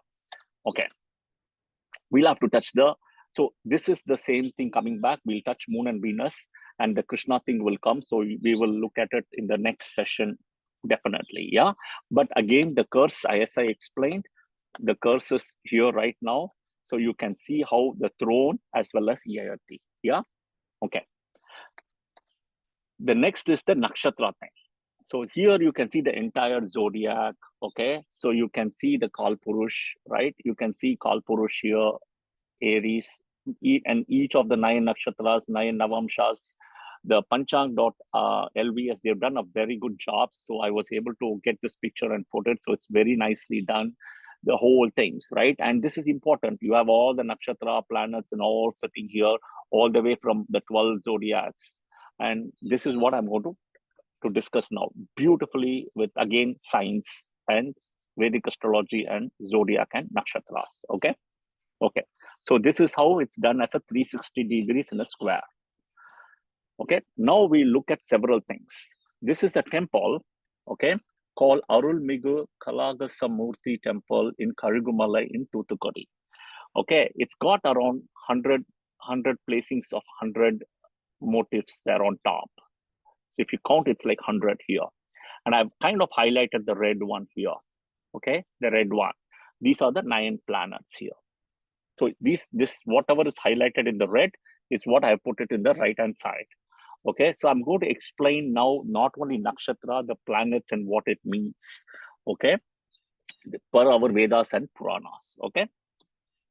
So another example, here I've just put it this way, and Praveen Mohan, who I actually like a lot, is a very smart guy who digs more into, I would say, the whole archaeology and temples and what is being done and everything. He's a very smart guy. So please go watch his videos. He does a phenomenal job, really. He does a really phenomenal job on digging a lot of the archaeology work and a lot of the things. So he comes into this temple side and stuff. So hopefully one day I'll try to meet him when I come to India. He's in India. So he lived in the US and he's moved permanently to India. So hopefully I get to see him one day and we'll kind of work and interact together. But this is something he's also discussed about this in the videos, but he's not explained the details in a big way to say what it is what. So I am going to decode those details, which he's kind of left it on the open for you guys to interpret it, okay? But this is what the symbols are there coming from the pictures, what you see in the left. So Ketu, Venus, Mercury. So I'm going to explain what it means, okay? So the same thing, I'm continuing this, Mercury, Venus, Moon, Jupiter, Sun, Mars, and all the directions you can see. So I've put it on the layman. I put a picture here with the northeast, east. We saw that before. So the same thing, I put it here, right? We saw the same thing, exactly what we saw before the directions. I put it here. Yeah, okay. Now, very interestingly, one of a student of mine who I teach is in Canada, Toronto, and she also brought it to my attention. So this is in a Ganapati temple in Richmond Hill in Toronto, Canada. Okay, so if you are ever going to Toronto, Canada, you can see this in the Navagrahas. In the left-hand side, you can also see what it is. So I have kind of interpreted each of the signs very similar to what you see here, the same temple here. Very the same thing. Okay, so I'm explaining each of that, what it means. Sun is a zodiac sign. You can see it's a circle of 360 degrees. Okay, so all the planets revolve around the sun. It's a king. Next is moon. Moon is a square. We spoke about Chandra Kendra, the Kendra energies, but it's also the sky and the heaven and the deity energy, which is Shiva and Vishnu, which is the queen. Mars is a trikona, which is all the fire energy. This is the god of war. Anytime if you have to look at war, fighting and everything, Mars will come into play as a commander, right? Next is Mercury. Okay, you see an arrow. Mercury is a prince. Okay, it's a king's son, like a prince. But he is also the only planet other than Jupiter and Venus, in a way, to have learned all the Vedas. He's mastered himself on his own. But the one thing is, Mercury is dual in nature.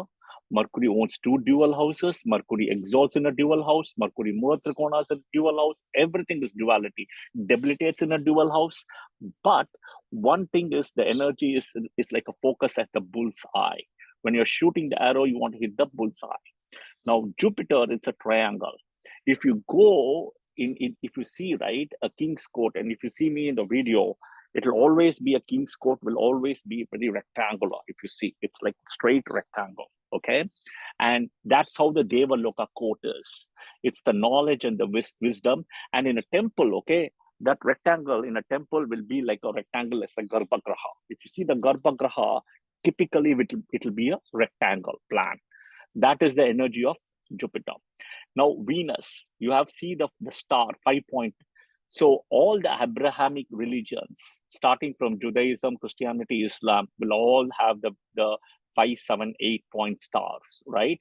Hinduism typically uses the 6 points, but all of them uses the 5, 7, 8. So Shukracharya's thing is the story where we'll also discuss this in the next class of Masterclass here, about how from Shukracharya only the entire Abrahamic religion came, and all of it today, Christianity, Islam, Judaism, everything. Okay, Saturn, if you see, right, it's got like an arrow kind of a thing, like an inverted cloud kind of a thing.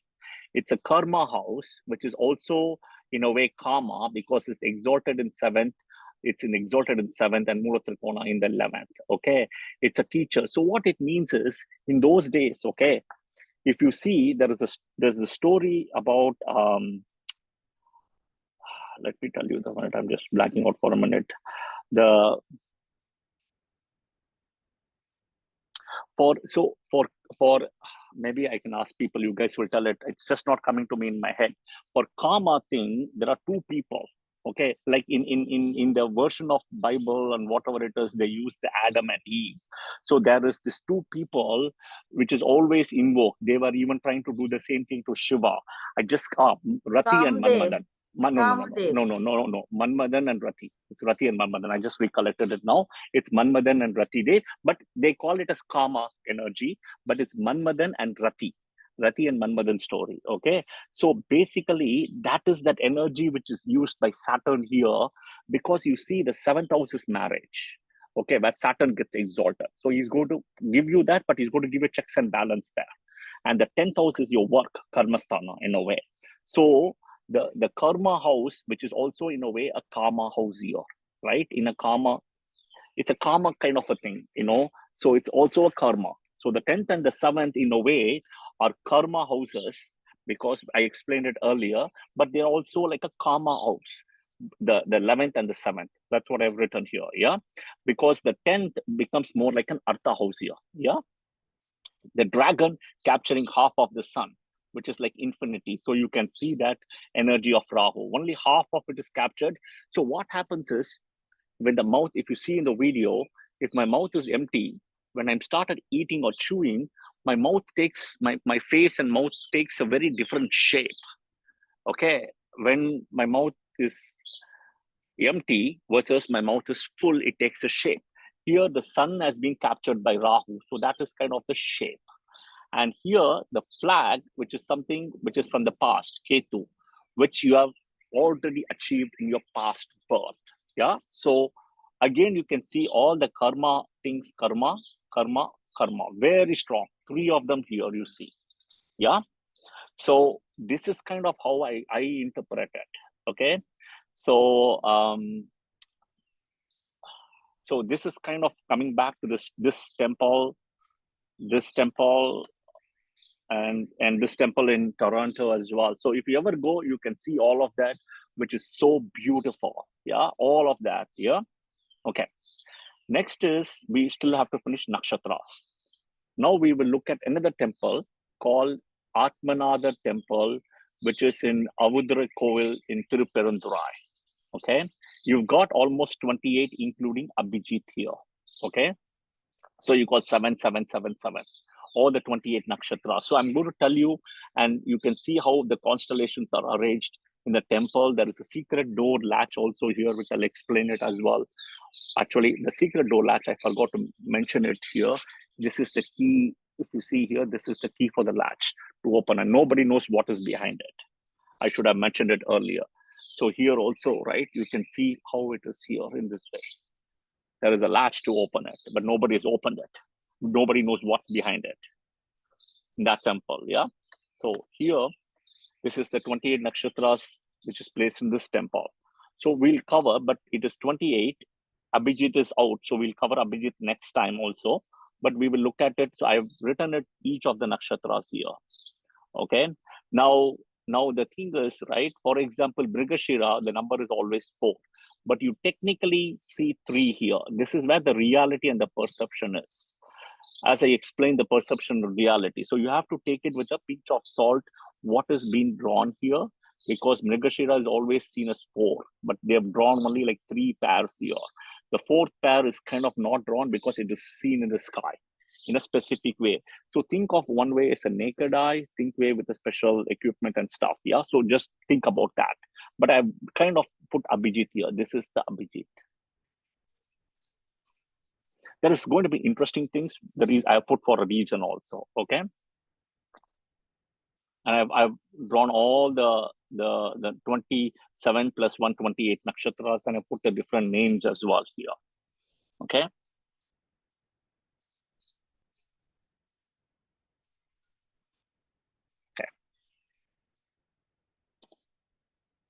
Now we'll come back to this. Lunar mansion. This is, you see, this is the sun, and the moon and the earth is kind of associated. As the moon is going around the earth, you see this 27 constellations are there. Moon goes and it covers all through these 27, and each is like a lunar day. Okay. Every time when you plot the moon, it will be more not like see, the difference is a lunar day. Okay. So a lunar day won't be 24 hours. It is approximately around 27 hours or so. Okay, something like that. Okay, so approximately 27 hours, which means from one nakshatra of 4 padas to another nakshatra, it starts. Starting point. This is a lunar day. So when it starts at Ashwini, triggers one lunar thing, and by the time it comes to Bharani, it's this lunar part. Okay, so versus for a solar day, we know that is 24 hours, kind of half and half, right? 12 hours day, 12 hours night. Okay, so this is kind of how it is. Now it's also plotted in a way where you have all in the elliptical, belt kind of a thing called the eclipse band. Yeah, so they plotted all the nakshatras so you can see beautifully. Okay. Now, this is something you can see how the sun, moon, and the earth and how the cycle happens. But a better chart is this one.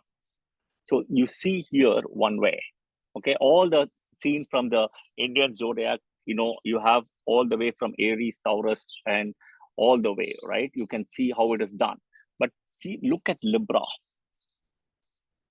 Stands out as a balance. See what happens in between the left-hand side and the right-hand side. See these 2 parts. See these 2 parts, left and right. They're not equal. They're not. So this is, if you see in the video, if you see me, okay, in the video, if I am holding the balance, think of in India, the conventional street vendors and stuff, okay, who you buy vegetables or whatever it is, they have the weight of measure in the left-hand side. Observe carefully. They have the weight of measure in the left-hand side, 1 kg, 1 pound, whatever it is. And if you're buying tomatoes, they'll put everything in the right hand, always. But they won't the 1 kg, half a kg, half a pound. But everything is used in the right hand, and then the balance happens, right? The important thing is you should observe them very closely, okay? The people who are doing this by having the balance, 2 things you will observe, okay? One is they always put the weight in the left and the vegetables or whatever you buy in the right, number 1. Number 2 is you see that, look at their eye carefully. Either they will have an eye infection or, okay, or they will always close one eye and look at the other eye for the balance, the needle. It's the same Shukracharya story will come there in a way. All these people will have something with the eye, okay, who's using this balance, okay? Next thing is, what I say is Saturn.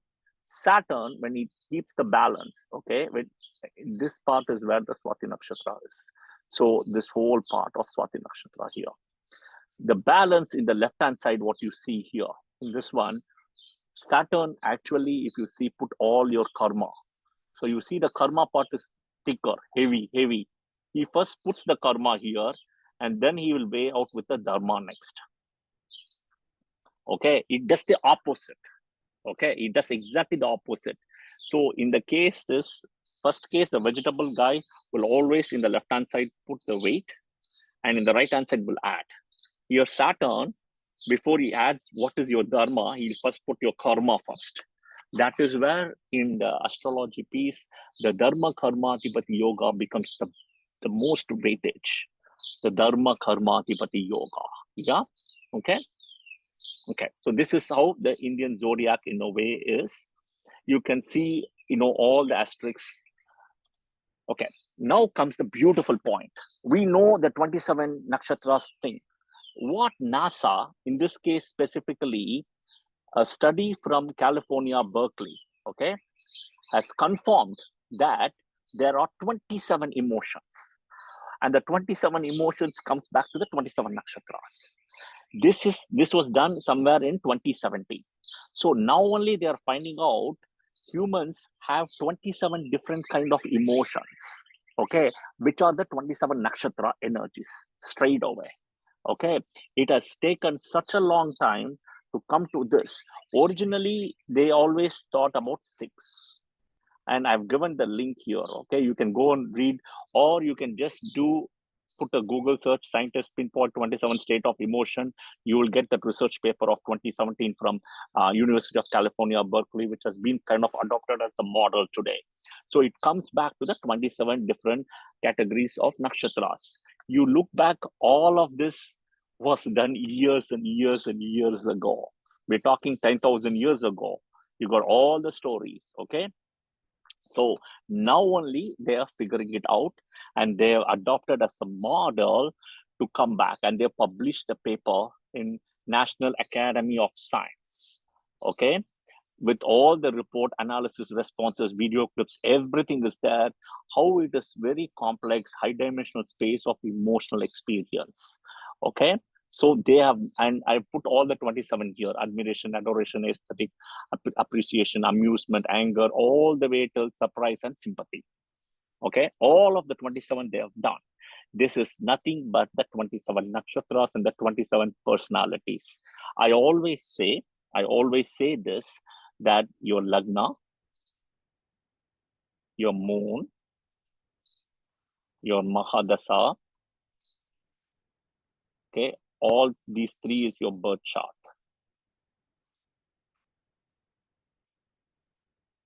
And the next one is your transits. Okay, this is what is going to give you the result in a way. Okay, now your lagna is your kind of destiny, which I call it as vidhi. Your moon is your Madi. Okay? In a way. Now, if you ask me, there's no sun, but understand this Lagna, sun is the Karaka, and sun's rays falling on the Lagna itself is the sun's rays on the eastern direction. So somewhere sun comes here indirectly. Okay, the Gadi is the sun in a way, Kadiravan Khadi. Okay, the Mahadasa. But how you process something internally, it's the nakshatra. How you process something internally is your nakshatra, and this is where the 27 emotions comes into play. Okay, and it has come to 2017. Look at how far Vedic astrology has been, and look for how Western science and stuff have agreed to these 27 distinct categories of emotion. Okay, this is the nakshatra energy. Okay, and they have done this map, the mapping of each of the 27 nakshatras. Now coming back, it's kind of very similar to all this mapping done in a temple years and years before. So you can see the mapping here done by it's an interactive map. You move and you can work and you can pray everything with it. Okay, so again, it's kind of understands it what exactly to do. So I'm going to give an activity for you guys, and I will give out the answer in the next session, okay, of the masterclass. We have already crossed 2 hours and 10-20 minutes, but I'll keep another 10 minutes for Q&A. Okay, I have done all the 27 nakshatras in the left. Okay, and I have given the 27 characteristics of the emotion as per the University of California, Berkeley, to the right. You have to plot which is to which nakshatra. Okay, which is to which nakshatra. So you have admiration, adoration, aesthetic appreciation, amusement, anxiety, awe, awkwardness, boredom, calmness, confusion, craving, disgust, empathetic pain, entrancement, envy, excitement, fear, horror, interest, joy, nostalgia, romance, sadness. I have sun actually coming very close to the sun is right now as we speak, is in the 10th house. So it's very, I'm sitting in my backyard. It's very bright. So I'm struggling to even read. I have to bend down to read. Nostalgia, romance, sadness, satisfaction, sexual desire, sympathy, triumph. Okay. So all of it, you have got the thing. Okay. You've got the entire 27 nakshatras to kind of to plot each other to the 27. And this is something I will do it in the next masterclass session. Okay. To kind of plot with each other, and then you can do an internal activity as well. Okay.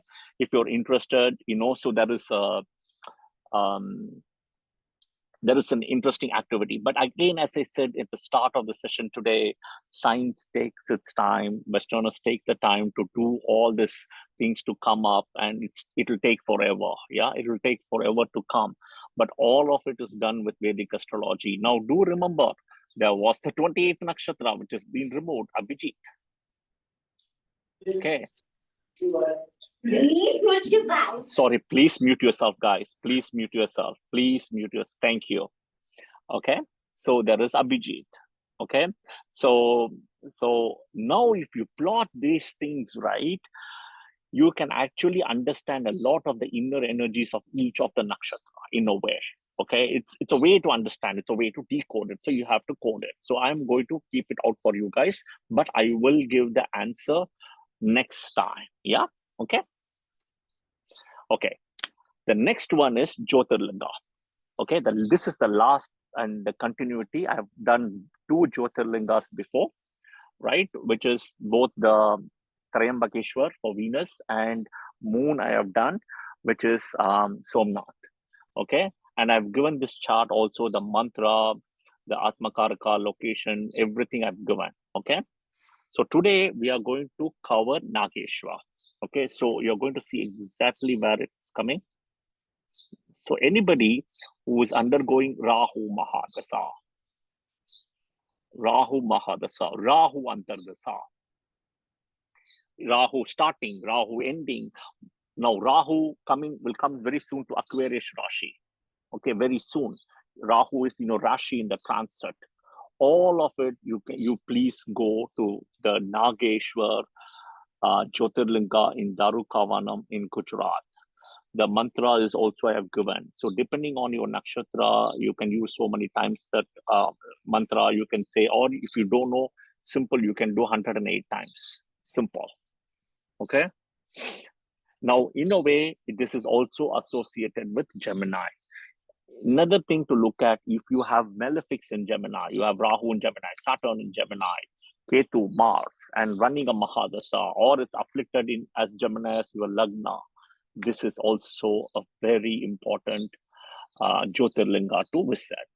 Okay, so now I'm going to explain the story of it as well, and you can look at it, the story, the origination of Nageshwar in things. So it goes back where there was a demon called Daru. This is all coming from the Vedas and the Puranas. Yeah, that's where my source is.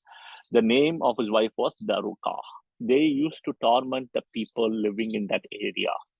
The residents of that area went to Sage Aush and narrated the mysteries. And then the sage, started helping them. But then he said, he started doing the penance, and then the deities came and they blessed him to kill the demons. The deities went to fight with the demons, and the demons got scared. And then they started thinking how to kind of save their lives. Then Daruka, who is the wife of Daruk, had received a boon from Goddess Parvati. So this is a very interesting story, okay? Goddess Parvati, due to which she had gained unparalleled power, okay? The Daruka, who is the wife, okay? She carried the whole forest and placed in the middle of the sea, okay? So you can see somewhere water energy comes in a way, okay? And then what happened is the deities cannot attack and all these things. One day, the demons saw many boats sailing in the sea on which were many people on board. The demons made all the people captive. There was a man named Supriya, right, who was great devotee of Lord Shiva. He used to worship Shiva daily, even though he was upheld under captivity. Rest of the people too got influenced by his devotion, and everybody started worshipping Lord Shiva. Okay, this way, 6 months had passed. One day, a demon saw Supriya worshipping the idol of Lord Shiva, okay, and went to Daruk and informed her. Okay, Daruk became extremely furious. So even if you can see, right, demon idol worship, okay, in a way, if you can see it. He asked Supriya as to whom he was worshipping, and Supriya, in the worship did not give any reply. Then Daruk got angry and he tried to kill Supriya. Then Shiva appeared and killed all the demons.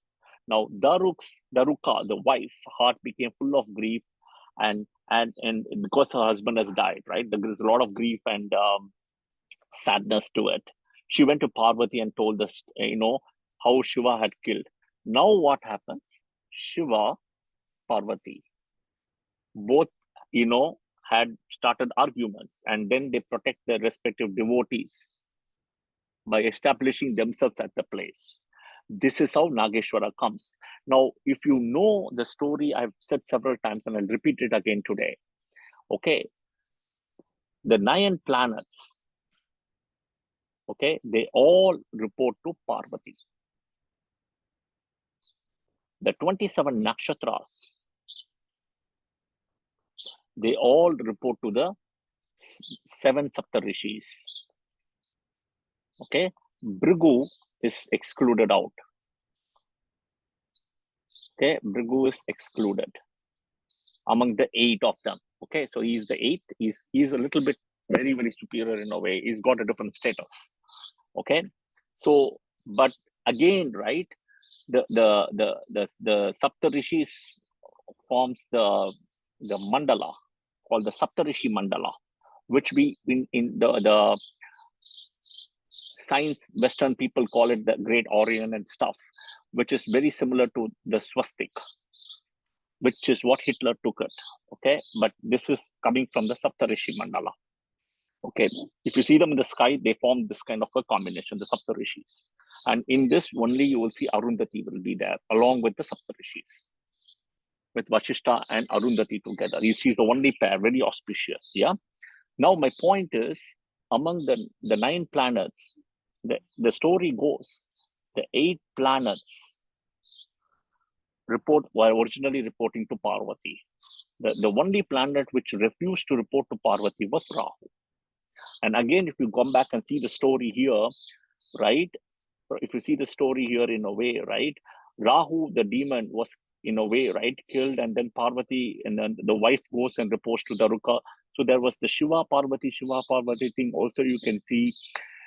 So this is also a very good remedy when husband and wife, okay, when there is disagreements or discord, okay, this is a very good remedy, this Jyotirlinga.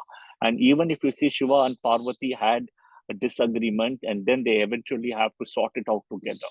So this is a very good remedy, the karma of patience and final victory. In the shlokas here, especially blessed when visiting this temple during Naga Panchami. And if it's a Saturday, or you can go any Saturday on this, okay? For people born in Rahu Nakshatras, Rahu Mahadasa, or if Gemini is affected with Malefics. Any of this you can do. Yeah. So this is the important thing in this also, right? I would say is collect at least 2 pockets. When I say pocket, means it can be like a Ziploc or something, you know, whatever it is, a vessel of bags of sand from the temple, sand from this temple. Okay. So you always put a sticker, you name it as you collect from Jyotirlingas, and you can come and keep it in your house in the puja room of the sand, and you can start doing a prayer with the Naga thing, with using that sand as a base in your puja room. Okay, this is a very, very good remedy for it. But coming back, the 8 planets refused to report, and Rahu was not 8. The 8 planets were reporting. Rahu refused to report, and eventually Rahu was the last planet who started reporting to Parvati. Okay, and in this case also, if you see this, in this case also, if you see, right, the whole Daruka story as well, how the boon is given, but still, you know, the Daruka, who's that demon's wife, is a devotee of Parvati, but the demon was killed by Shiva. So there is always a very interesting thing when you follow a certain path. The destruction will always come if you go in the wrong path. But the most important thing is there is a patience required for a final victory. Yeah. So even if you're born, by the way, in Rahu Nakshatras, Moon in Ardra, Moon in Swati, Moon in Sapatisha. Yeah. So this is the last 3rd Jyotirlinga we are covering. So in the next session, we'll go to the 4th. Okay. So I will upload the presentation in the next 24 to 36 hours. The presentation, the video, all of it I'll upload it. So as I always do, the YouTube will have the video plus a Google link drive for you to download this presentation as well. Okay. So I don't know when I'll do the next class, but in the next 2 to 3 months, you will have the next master class. And I could be probably traveling, but I'll try to do it from whichever time zone I'm going to be in. Okay. So now, okay, I think that's pretty much the end of the class today. I'll look at the comments and we'll see. Amazing, interesting, very good. Which book to read on nakshatras to map these emotions? Oh, good question. Oh, that's $1 billion question. Which I'm trying to think. There was one book at least I really liked, which was a book by Prash Trivedi. Prash Trivedi was a book which is an excellent book in a way, which has got a lot of good information on nakshatras. Okay, Prash Trivedi. I'm trying to think who else is there. Prash Trivedi is the good book, I would say. It's a very safe book to read. A lot of things are 90% accurate, I would say. But you have to know and understand. So I'll give a clue. Okay, Abhijit. Abhijit is the victory nakshatra. So whatever you do in Abhijit will be victorious. But Abhijit was pulled by Krishna in Mahabharata. And exactly Abhijit is the only one which has 1 pada. And all other nakshatras have 4 padas. Now Abhijit opposite Abhijit match of Abhijit in a match is Uttarashada.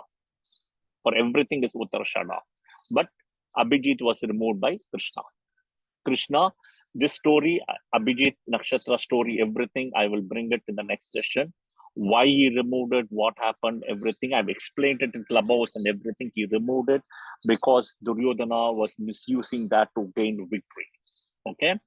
And the only match is Uttarashada. Okay. Now, technically speaking, you have Uttarashada, 1, 2, 3, 4 padas. Then you have Shravana. 1, 2, 3, 4. Now, this first pada will be in Sagittarius. This 2, 3, 4, Shravana, 2, 3, 4, 1, 2, 3, 4, then Dhanishta, 1 and 2 will all be in Capricorn.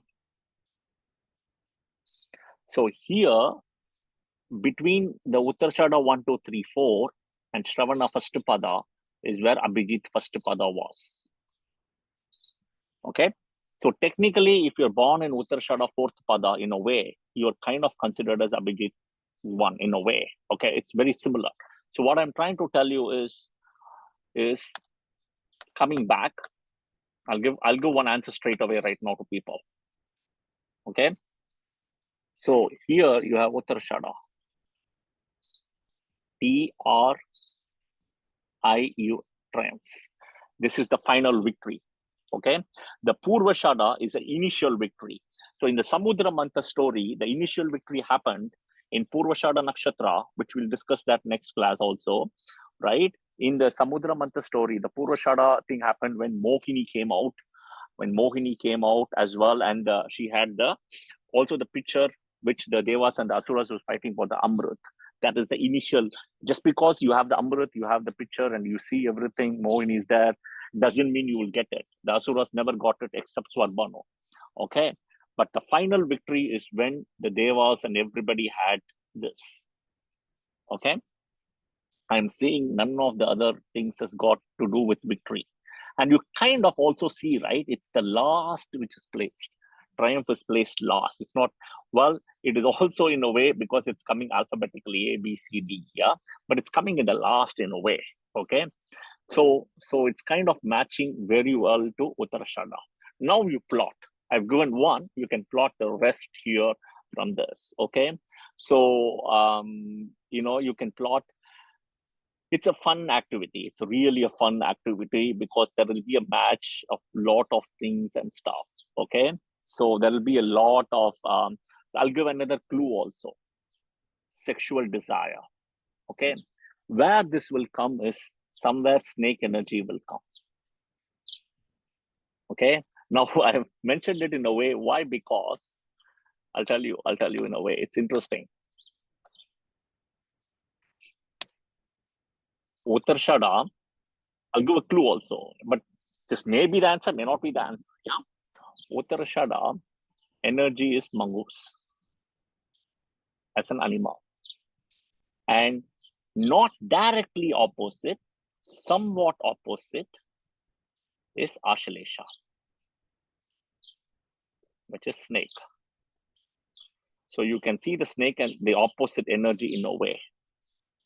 Okay, it's a snake. Okay, you exactly have this energy.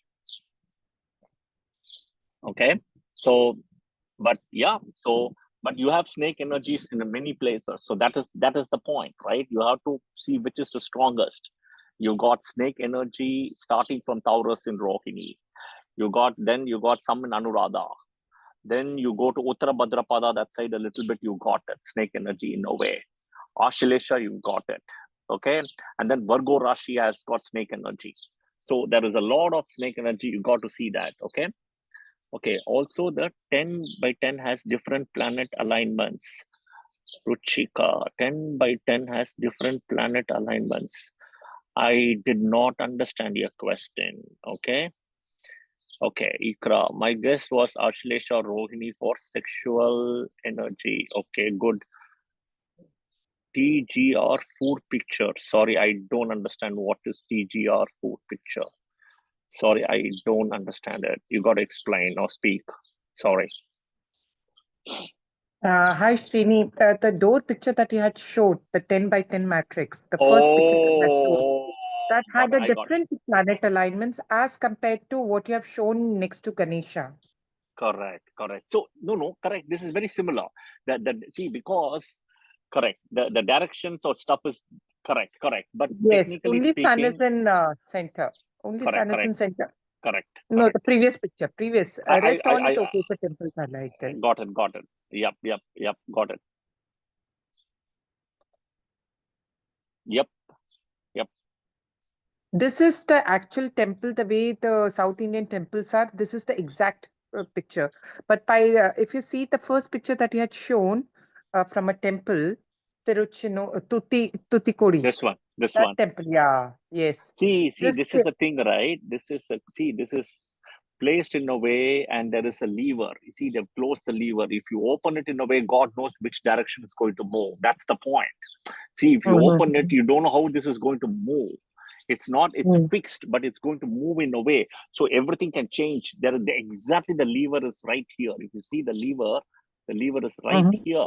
So if you change the lever, you can see what exactly happens now. You see? okay. Yeah. But Yeah. okay, but this is an activity for you guys to do. But coming back, but yeah, I got the 10 by 10 now. Sorry, I didn't understand it immediately, but thank you. So here is again, the mongoose and the snake. Okay, you got the mongoose and the snake. And again, if you see, it's Capricorn and Cancer. And in Capricorn, you have one Veda knowledge, which is of Rahu in a way, right? Which is of Atharva Veda. In Cancer, you have Ketu, which is the three Vedas, Rig, Yajur, and Sama Veda. So this is where the energy comes in Cancer, Capricorn. But if you go and see, right, a snake can be defeated only by two animals, Okay, first is mongoose. They say mongoose will never lose with a snake. Mongoose will always win. Second is eagle, which is a version called Garuda. We call it as Garuda. These are the only two animals which can kill a snake, defeat a snake and kill a snake. Yeah. Okay. So that's pretty much the questions. If you have any more, I mean, pretty much from my end, and I think I've answered all the questions. We are kind of 2.5 hours, so which is kind of perfect. Any other questions, comments? I will post the video, the presentation, put the link, everything will be there. Just be patient for the next 24 to 36 hours. Yeah. And the next session will continue where we left off today, including plotting this activity. So you can go and plot this activity, and do that work also. So you got some activity also, and I will share what I have done the work to kind of match it, but the important thing is it's a fun activity. I'll give another clue how to do it. So don't go by directly solving the puzzle as 5 plus 4 equal to 9. Don't go directly. Do by eliminating it.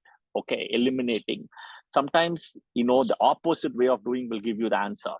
Instead of directly jumping it out, do the opposite side by elimination. You will get the answer in this. That's another clue I'm giving today for people to solve this. Okay, so start eliminating. So something like sadness. Okay, can Rohini Nakshatra be in sadness? No. When moon comes into Rohini, moon is always happy. So sadness, Rohini can be eliminated straight away. Okay, so like that you can start plotting. So each one by one. Same thing, Ashwini Nakshatra. Can sadness come into Ashwini? No, Ashwini is healing and positive energy. So naturally, Ashwini is out again. So start eliminating one by one, like this. You will get to the final answer. Instead of saying straight away, sadness, it can be this nakshatra, right? And then bringing it back. So that's wrong, in my opinion. Don't go that route. Just my 2 cents I'm giving. Yeah. So today we had a good, insights, especially not only to the nakshatras, coming back to this energy, the two gurus, the whole Puranic story, the zodiac thing coming, the sun and the Jupiter. Next will be Moon and Venus. So we will look at a lot of those things as well. The Jyotirlinga is the continuity here as well, and the benefics own house Mulata. Yeah, so I hope this was helpful. Again, thank you for all of you guys. I think I've answered all my questions, what and all I've come here. Yeah, so we'll cover a lot in a big way the next time. Yeah, so let me say my prayer today and then we'll close the session today. But thank you for all of you joining and for the participation and some great questions and comments as well. Yeah, give me a minute.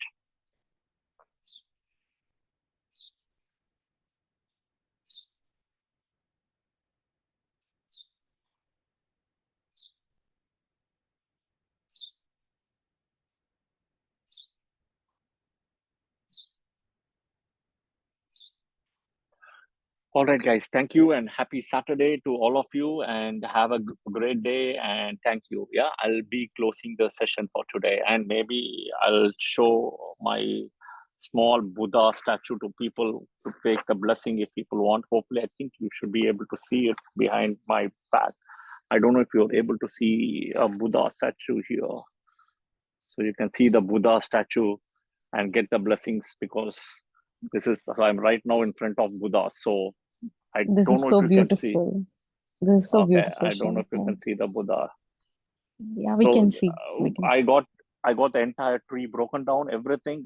This Buddha was the only one standing in front of the tree. Nothing happened. So very powerful thing. All right. Thank you guys. Have a good day.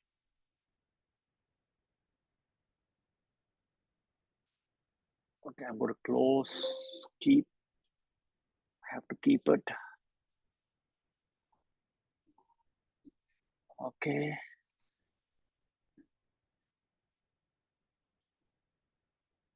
Stop share and meeting for all, right? Thank you. Have a